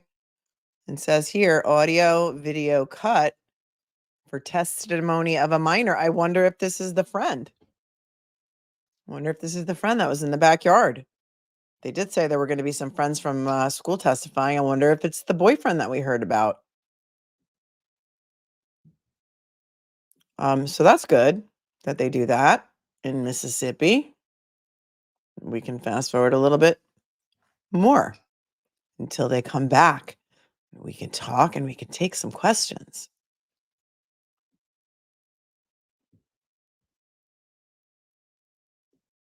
I thought this was a great point from Blessed Mom from Texas. Something made this girl snap. She didn't mean to kill her, or maybe it's a mental health issue. I don't know.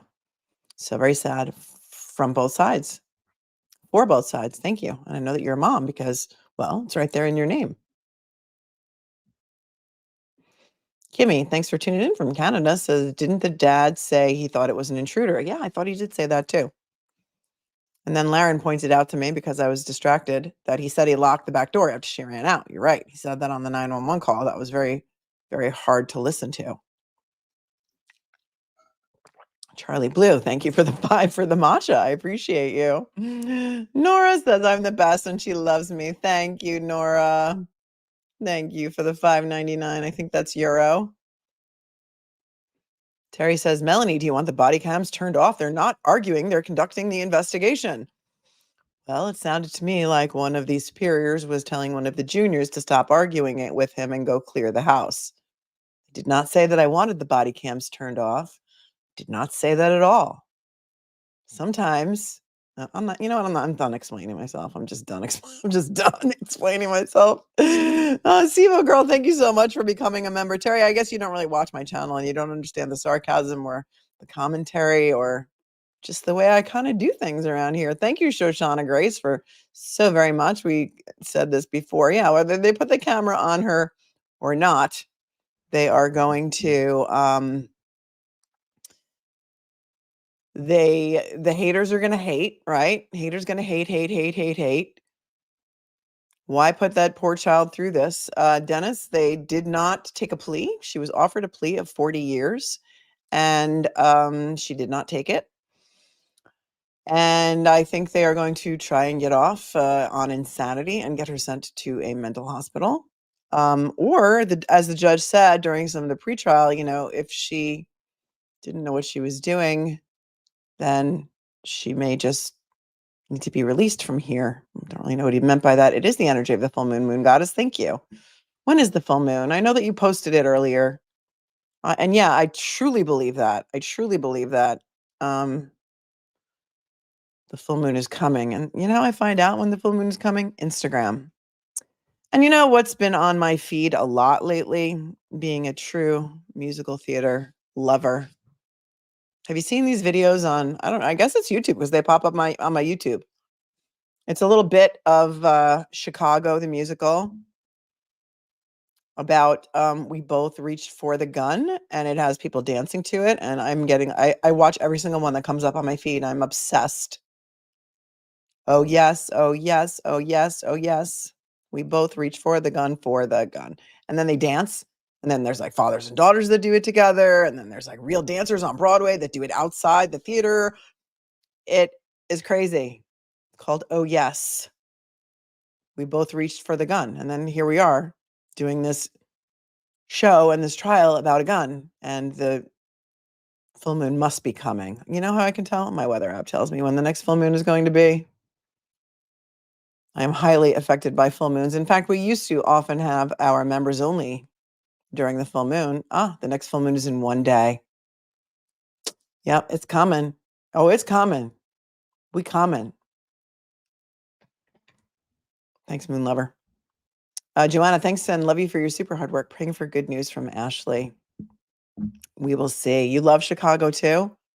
Have you seen these videos? You have to just search it up on YouTube. It's called Oh Yes. And you see all of these shorts of these people dancing. And I mean, I am so appreciative of people who can dance. I'm just awed by it.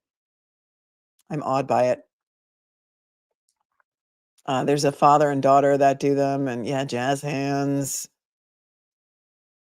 Yep. Gina knows it. She needs to go outside and look at tonight's moon. She's been feeling so strange. I'm telling you.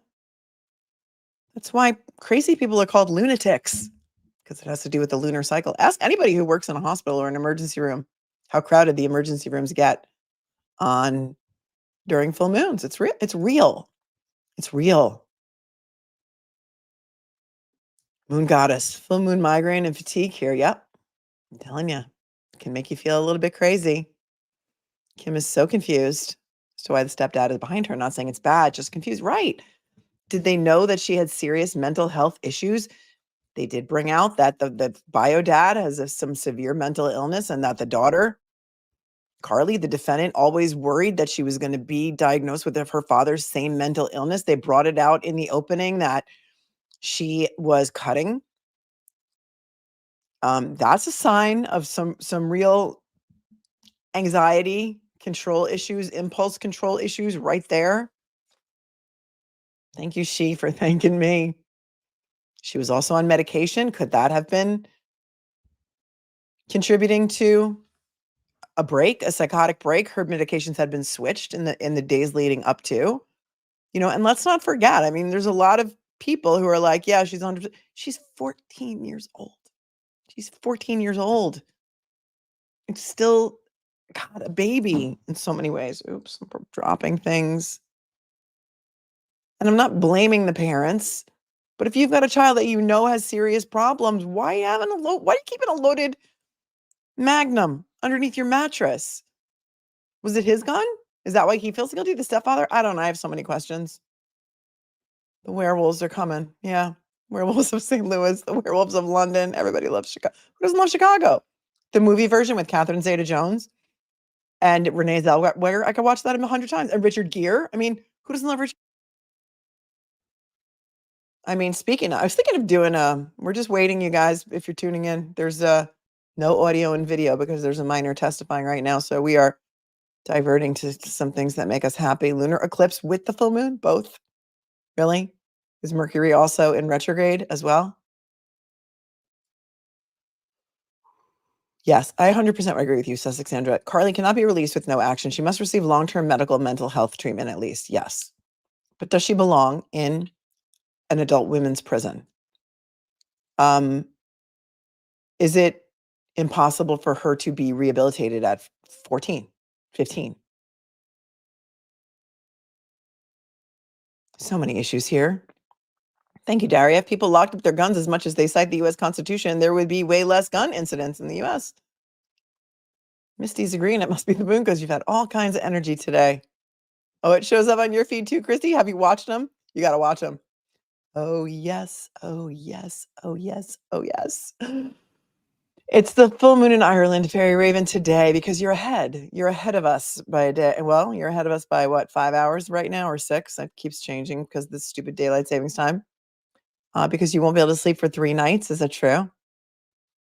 Keeps you awake. Do cellophane. I love it. Yep. It is tomorrow. No, I know, Terry. I know I'm just out of patience today. It's not you. It's me. It's me. Full moon tomorrow. Thank you, Jennifer. She's being tried as an adult, but does she really understand the implications of decisions that are being made by her attorneys, like the speedy trial, for example? Well, that's a great question because her mother is no longer. Her bio dad is, I don't know where, but we do know that he has some severe diagnosis of mental illness. Her stepfather is there, but is he really guiding her?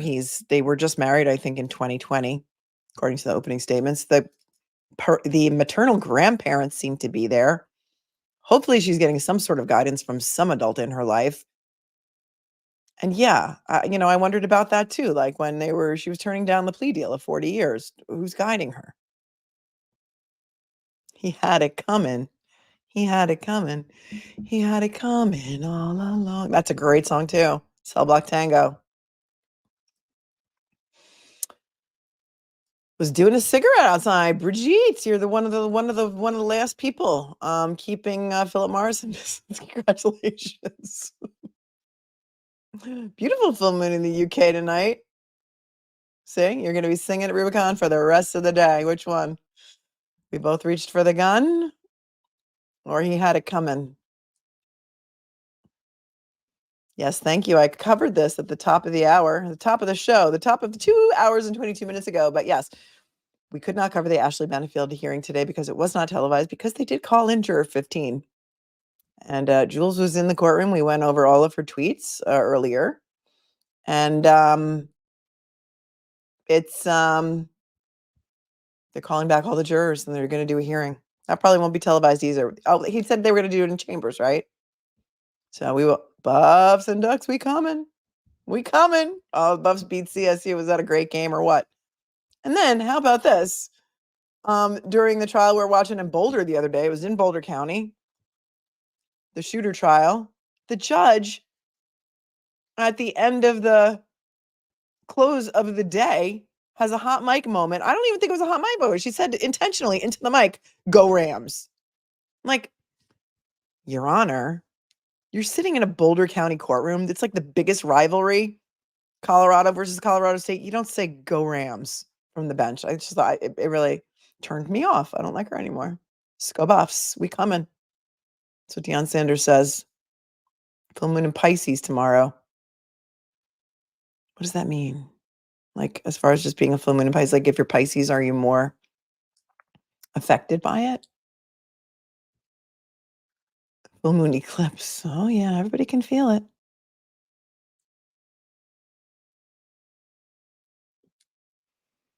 "40-year plea deal." Yeah, I know, right? When you're 15, 40 years is a life sentence, right?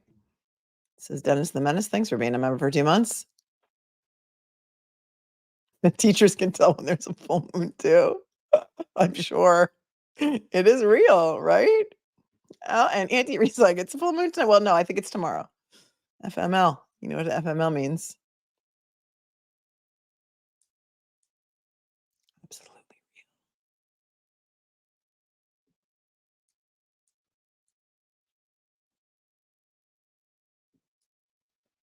Thank you, Joanna, for tuning in and for the super chat. Thanks to your love. Thank you and love you for your super hard work. Praying for the good news from Ashley. Me too. Thank you, Mrs. Bucket, for your super sticker. Oh, thank you so much. Kimmy, thank you so much. We can divert from the topic now that we're just waiting. So if you want to talk about other cases, we can. Kimmy says from Canada, "Did you know Higgins worked at an addiction center in finance?" Oh, the hockey DUI guy, not Brian Higgins. Oh, bonsoir, bonsoir, Kimmy. Bonsoir. Kimmy's French.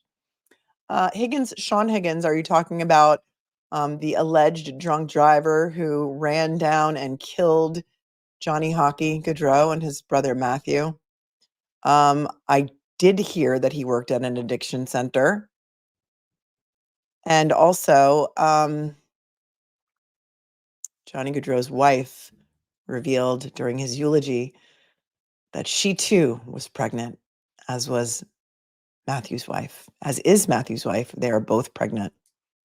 And they both lost their husbands on the same day while they were in town for their sister's wedding. Laren, thank you for your support. Thank you, Pink Swan. Your daughter majored in musical theater. Thanks. Thank you. Thank you. That's awesome. Why cut the audio for the minor? Because maybe they feel that the minor could be identified by their voice. And so it is out of courtesy and respect for the minor child who is testifying. Anybody in town who's watching would probably be able to identify the voice, right? Good question. Sarah in Schwackenhora, thank you so much. Just think, at least you're marked safe from throwing out your back due to engaging adult activities like another case you may be covering. You're funny, Sarah in Schwackenhora. Thank you so much for the 10. Sivo girl, thanks for the 20. I feel so safe and validated, surrounded by women discussing this case regarding this 14-year-old female child. It's a hard one for me. I have 5 kids of my own, and I remember when they were that age, and it's a hard age. And I just feel like something was going on that had more to do than marijuana vape pens. I don't know. I don't know. I want to know what the trigger was. I want to know if there was trauma. I don't know. I don't know. Thank you. I thank you. Joanna, I forgot. Can Ashley walk free without a new trial with a new judge? And can this stand your ground law? So if the current judge throws out the conviction and grants a new trial, there is based on this juror misconduct issue in Ashley Benefield, there is a chance that she could be let out again with an ankle monitor the way she was awaiting trial, right? Because it would vacate the conviction if it was a mistrial. Stand your ground has already, I think, been decided. I don't know if they can relitigate that. But it is a great question.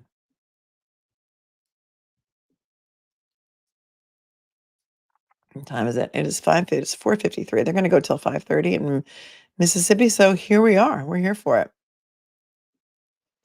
The Verbaler is watching the comments this month. Where are the comments? So you're up all night watching comments. Comments, not comments. I'm looking at comments. You're looking at the comments with like a big like astronomy type like telescope. Mary's like, at my old job at a pharmacy where people yelled at me on the phone all day, it got substantially worse on a full moon. Yep. Carrie says, I wonder if she didn't hear no a lot and got a big mom lecture on the ride home from school about the vape and the secret phones. Yeah, they thought she had burner phones. There's also journal entries. So I'm curious about the journal entries. And I think they're the mother. They also found a journal of the mom, right? Didn't we look at that in pretrial, or didn't they talk about that? But Charlene just can't feel any sympathy for Carly. She unalived her beautiful mama, not buying that she was mentally ill. If the moon affects the ties, it stands to reason it affects other stuff. Oh, hell yes. Rich Buddy feels alive during a fool's moon.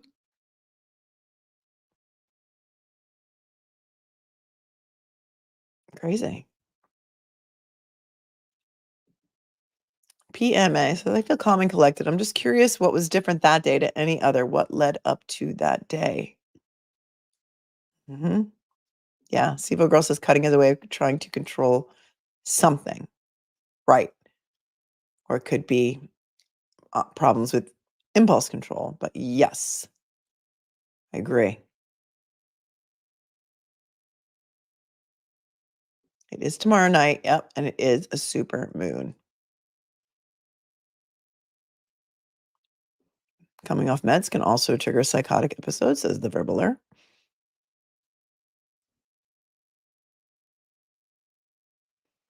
Aurora Monte says cutting can be a way to release inner pain you cannot verbalize. Thank you for that.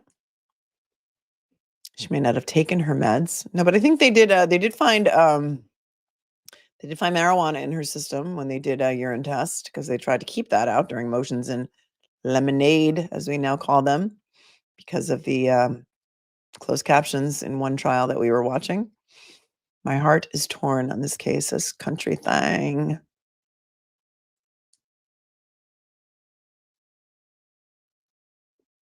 What is the illness, though? If you treat for depression and it's bipolar, it can have a major problem. I think they will bring that up. I think they will bring that up because they are going to have experts testify. I don't know.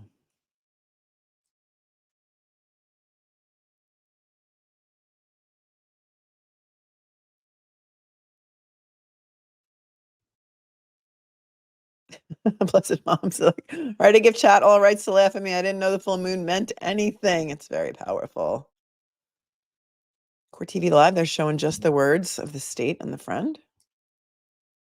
Yeah, but doesn't their audio stink?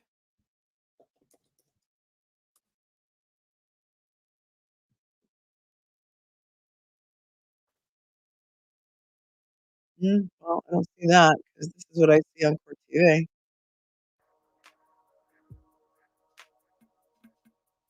It says witnesses of juvenile, no recording permitted. That's Court TV. So, not sure what you mean.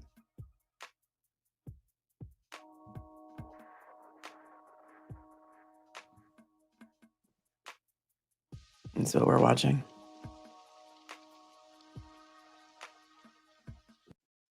this is what we're watching.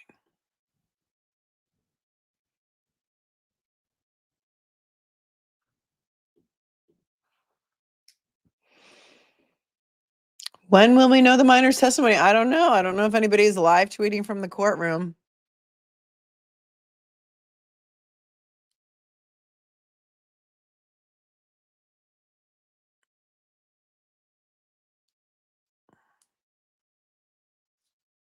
I'll see.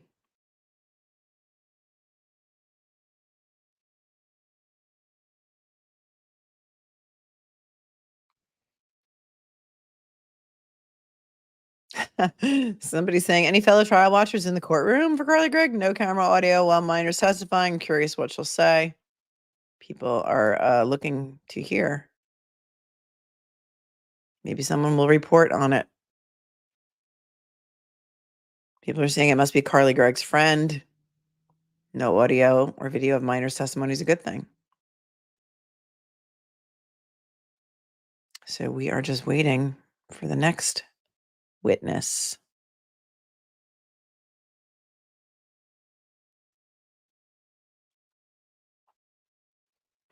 That's all we got so far. Conzone says, when I was a kid, I could sneak all kinds of things from my poor mom. Oh, Hazelnut, thanks for the $50 super chat. You're so generous and kind. Thanking me. Thank you for watching and for saying that I'm the best. It's a day today. I appreciate you so much. That is really generous. Thank you, Hazelnut. Claps for Hazelnut, everyone. So generous. Claire says the defense said in opening that the mom removed 3 boxes from under kiddo's bed and then went back into Carly's bedroom to look for more stuff. Yeah, they said that it was. I thought they said it was 4 boxes of vapes, of marijuana vape pens. So I guess they were marijuana vape pens. I'll go back to my notes because I'm allowed to keep notes in this trial, unlike the jury. That they removed. Let's see. 4 boxes of vape pens. That's what I wrote down. But see, again, this is the problem that the juries are going to, that the jurors are going to have when they get back in the jury room and they're like, wait, remember they said that they got 4 boxes of vape pens, and then everyone's going to say, but no, it was 3 boxes of vape pens, and it's going to be a Michigas. It's going to be a Shonda. And who knows if Mississippi allows readbacks because, unless you said the magic words in some trials like Florida, like Ashley Benefield, you couldn't get a readback. Thank you. In Massachusetts, they don't even allow readbacks at all, ever. In New York, they are standard. If a jury wants a readback, they get it. Kristen Pino says, I'm curious what her treatment has been in jail. I don't think I don't know about her treatment or her medications, but I do know that she's not getting any schooling. And that was one of the reasons that the defense used to say, please transfer her to juvenile court and to a juvenile facility. So at least she can go to school. Thank you, AJ Charles. They're scrolling the actual testimony. Okay, guys, I'll go back there again.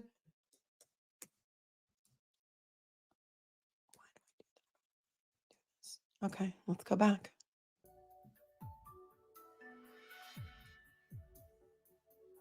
So now do we have to rewind it? I mean, they weren't doing it 5 minutes ago when I looked at it. I can't be here all night, so I can rewind it a little bit and read it to you as if I'm doing a script reading.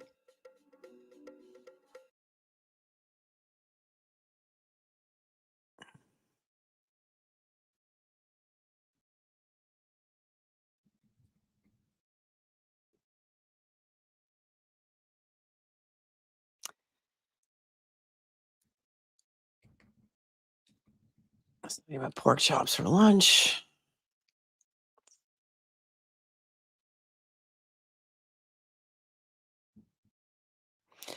Witness, first met Carly about 2 years ago at a football game. Is your mom also a teacher at the school? Witness, yes.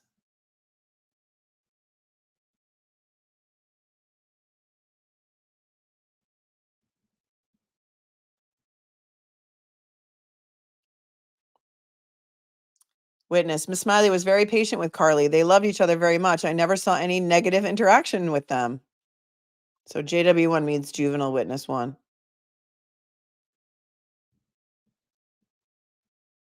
Question, did Carly have any trouble at school prior to March of 2024? Witness, I never really saw her get in trouble. She's a genius kid and doesn't do much wrong at all. I think I saw her get in trouble once and it was shocking. What was that for? Witness, cheated on her math test. Oh, wait a second. I need to move your comment or then everyone's going to get mad about that. So hang on. So she cheated on her math test, but again, never saw any problems. Did her mom find out about that? Witness, yes, ma'am.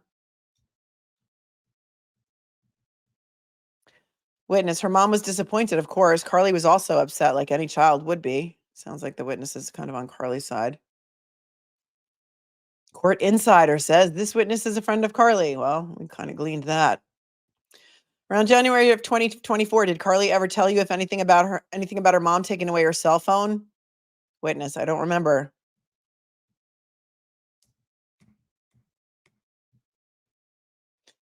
Did you see Carly Gregg on the morning of March 19th of 2024? Witness, yes, ma'am. I was really confused. She was sitting alone in the cafeteria and she spilled her drink. I joked around with her and she got mad. March 19th, that was the day of the shooting, right?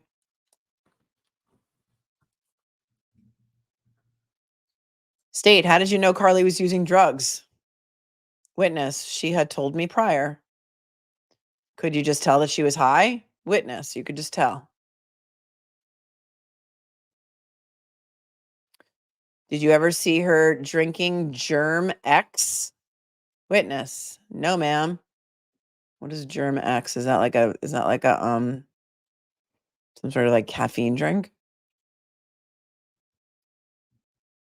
She did test positive for marijuana, so. March 19th, 2024, you said you were worried about Carly and went to tell her mom about the drugs and burner phone. What is a burner phone? Witness, a phone her parents wouldn't know about.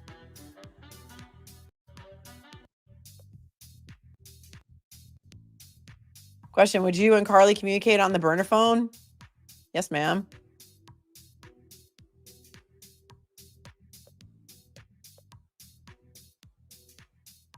There's some weird like music.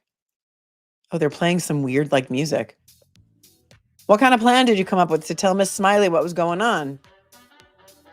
Juvenile female would walk Carly around the school or something while I told Carly's mother. Oh, Germex is a hand sanitizer? She was drinking hand sanitizer? What is up with this music? I'm going to mute it just in case it's like protected by copyright so that way, I don't get another strike on an already probably stricken show. Witness on what he said to Carly's mom. Oh, it's a he. Now they're outing this witness as a he. I let her know about the drugs. I let her know about the phone. Was Carly there when you did that? No, ma'am. Anybody else in the room? No, ma'am. So this witness went to tell Carly's mom. Did Carly and her mom leave shortly after that? Witness, yes.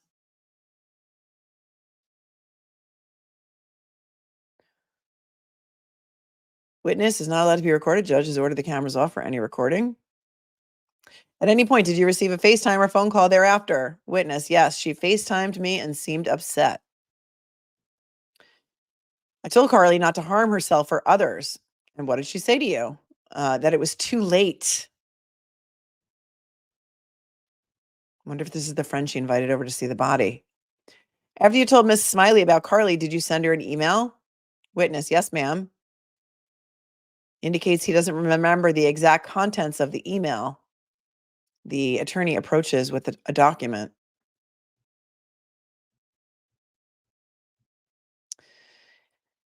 In the email, the witness says, I asked Miss Smiley not to confront Carly about the situation until maybe a future date.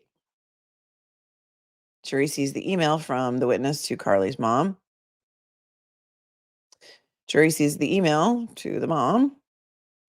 Juvenile witness. On why he sent the email. I didn't want Carly to know that I had told her mom. I wanted it to make it look like she just found out.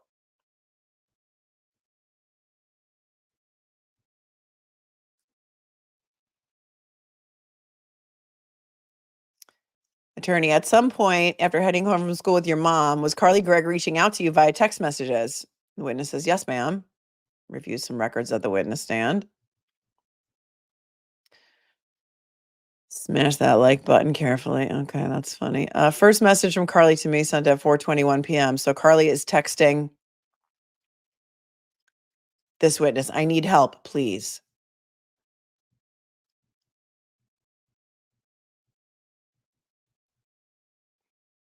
About 10 minutes later, the witness responded to Carly with, I'm riding my bike, send address. Carly responded with, come quick, please. These are text messages between Carly and this witness. Attorney, how long did it take you on your bike to get to Carly's house? Witness, I don't remember. It's a long bike ride. Did she ever tell you why she needed help? No. Attorney, what do you see when you get to Carly's neighborhood? Witness, the first patrol car. I went and hid before later being questioned by law enforcement.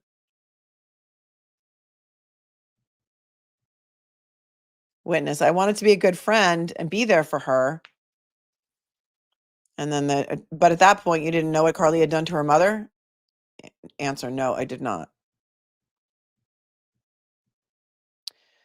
Attorney, did you ever actually see Carly after school on March 19th? Witness, no, ma'am. Do you and her still talk? Yes, ma'am. Has she said anything about shooting and killing her mother? No, ma'am. Has she expressed any remorse for what she did to you? Witness, I don't think she did anything to me. Attorney, did she express any remorse for what she did to Heath and Ashley Smiley? Witness, not that I can remember. And then the witness IDs Carly in the courtroom. Here's the cross by female attorney Bridget Todd for the defense.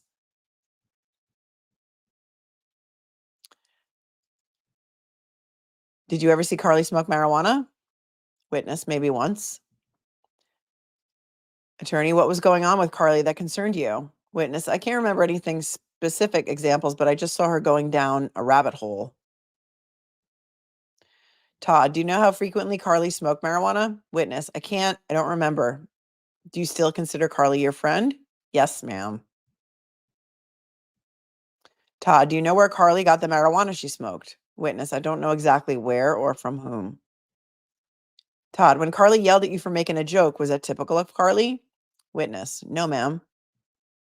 Todd, you said it was rare Carly would get in trouble, correct? Witness, yes, ma'am. Do you ever get in trouble at school? Witness, yeah. Would you say last school year you got in trouble more than Carly or less? Witness says, laughing, chuckling a lot more than Carly.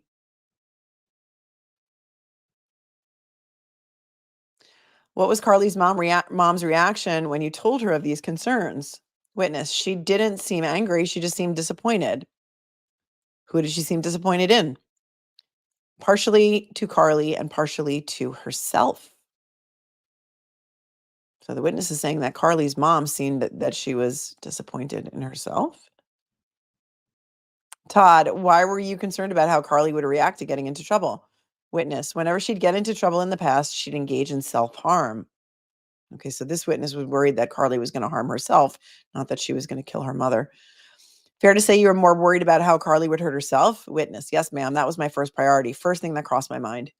Have you ever known Carly to be violent? Witness, no, ma'am. Todd, you said Carly was upset on the FaceTime call. What did you observe? Witness, fighting tears. Oh. And they put up the suicide and crisis lifeline. That's nice. Todd, had anyone called your parents to let them know you were being questioned by law enforcement? Witness, well, one of them was taking me home and then we had to turn around because someone wanted to ask more questions. And when I called my mom, one of them was taking me home and then we had to turn around because someone wanted to ask more questions. And when I called my mom, he let them know. Todd, did anyone ask if you wanted to wait for your parents to get there before being questioned? Witness, I don't remember. Todd, based on everything you know now, would it be fair to say the concerns you had about Carly had more to do with mental health issues? Objection, speculation, sustained. Todd, based on what you know now, are your concerns about Carly still grounded in drug issues? Witness, yes, ma'am. What drug issues? Witness, the weed pens we found out about. Based on what you know now, would you now say the weed pen maybe wasn't the bigger problem in Carly's life? Objection, sustained. Sidebar. Oh, look at, they were side by. They took as a side BAH. That's how Court TV is spelling it now after the Karen Reed trial. Really? Todd, have you ever had any interactions with Carly's biological dad? Witness, no, ma'am. Carly didn't talk about him much. Todd, do you feel like Carly is a danger to you right now? Witness, no, ma'am. Redirect. Witness excused.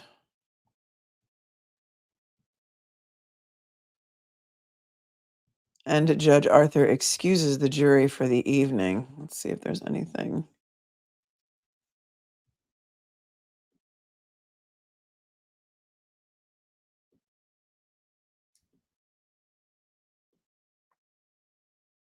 Here's where he comes back on the bench. Let's go back here for a moment. Go home and get on this case. You're not to do any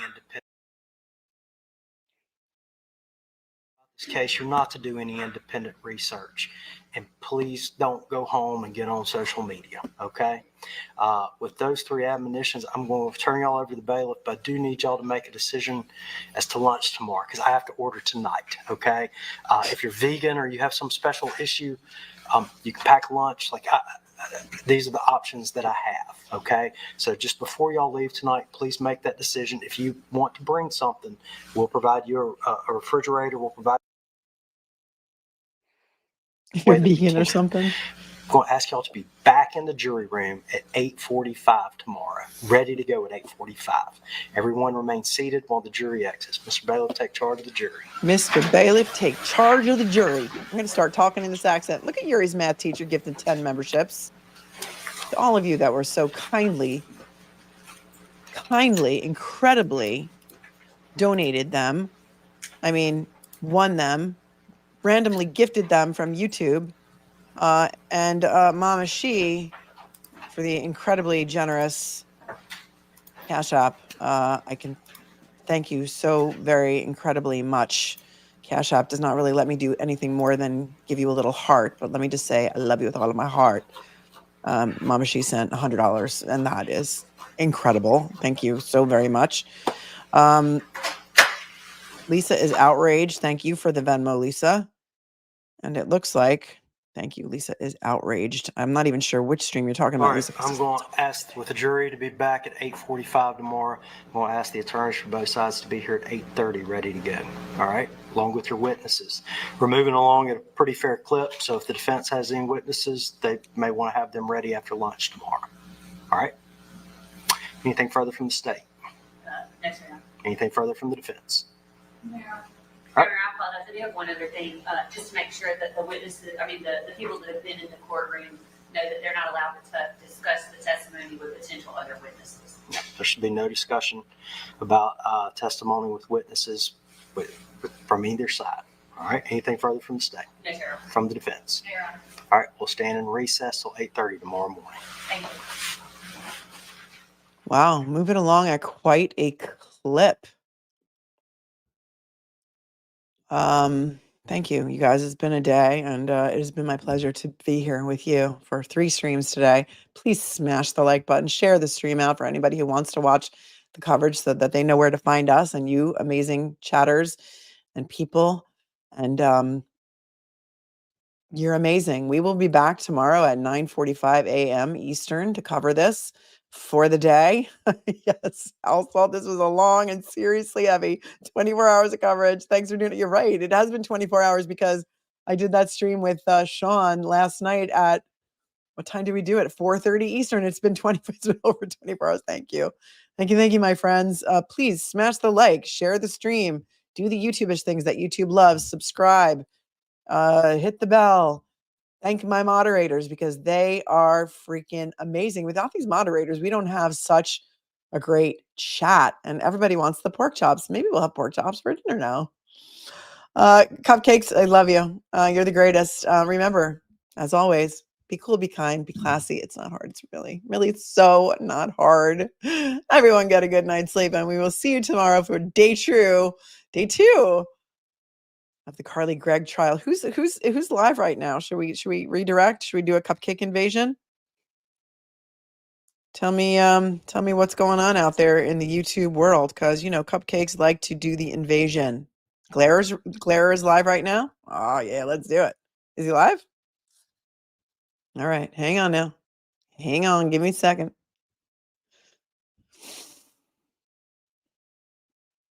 So we got to do for each other, right? We got to do all the things and stuff that YouTube likes us to do. And because we are supportive of each other, these creators, we are so supportive of each other. And that is the way that it should be. This is not a competition. This is it's a club of people who are kind to each other. That's what I'm trying to do here. And I know that that's what you guys are trying to do here too. So give me a second so I can set it up so that we can go on over to Will the Glarer. I will, if you are not familiar with the Glarer, I am just going to tell you, he's got Sean McDonough on. I am a clean channel. I don't use language. They use language. So guide your actions accordingly. And enjoy yourself over there, because if he's got Sean on, this is going to be another great show. But again, if you've had a lot today, guide your actions accordingly. So enjoy. Tell him that the cupcake invasion, or both of them, that the cupcake invasion is here. I love you guys. We'll see you tomorrow. Peace.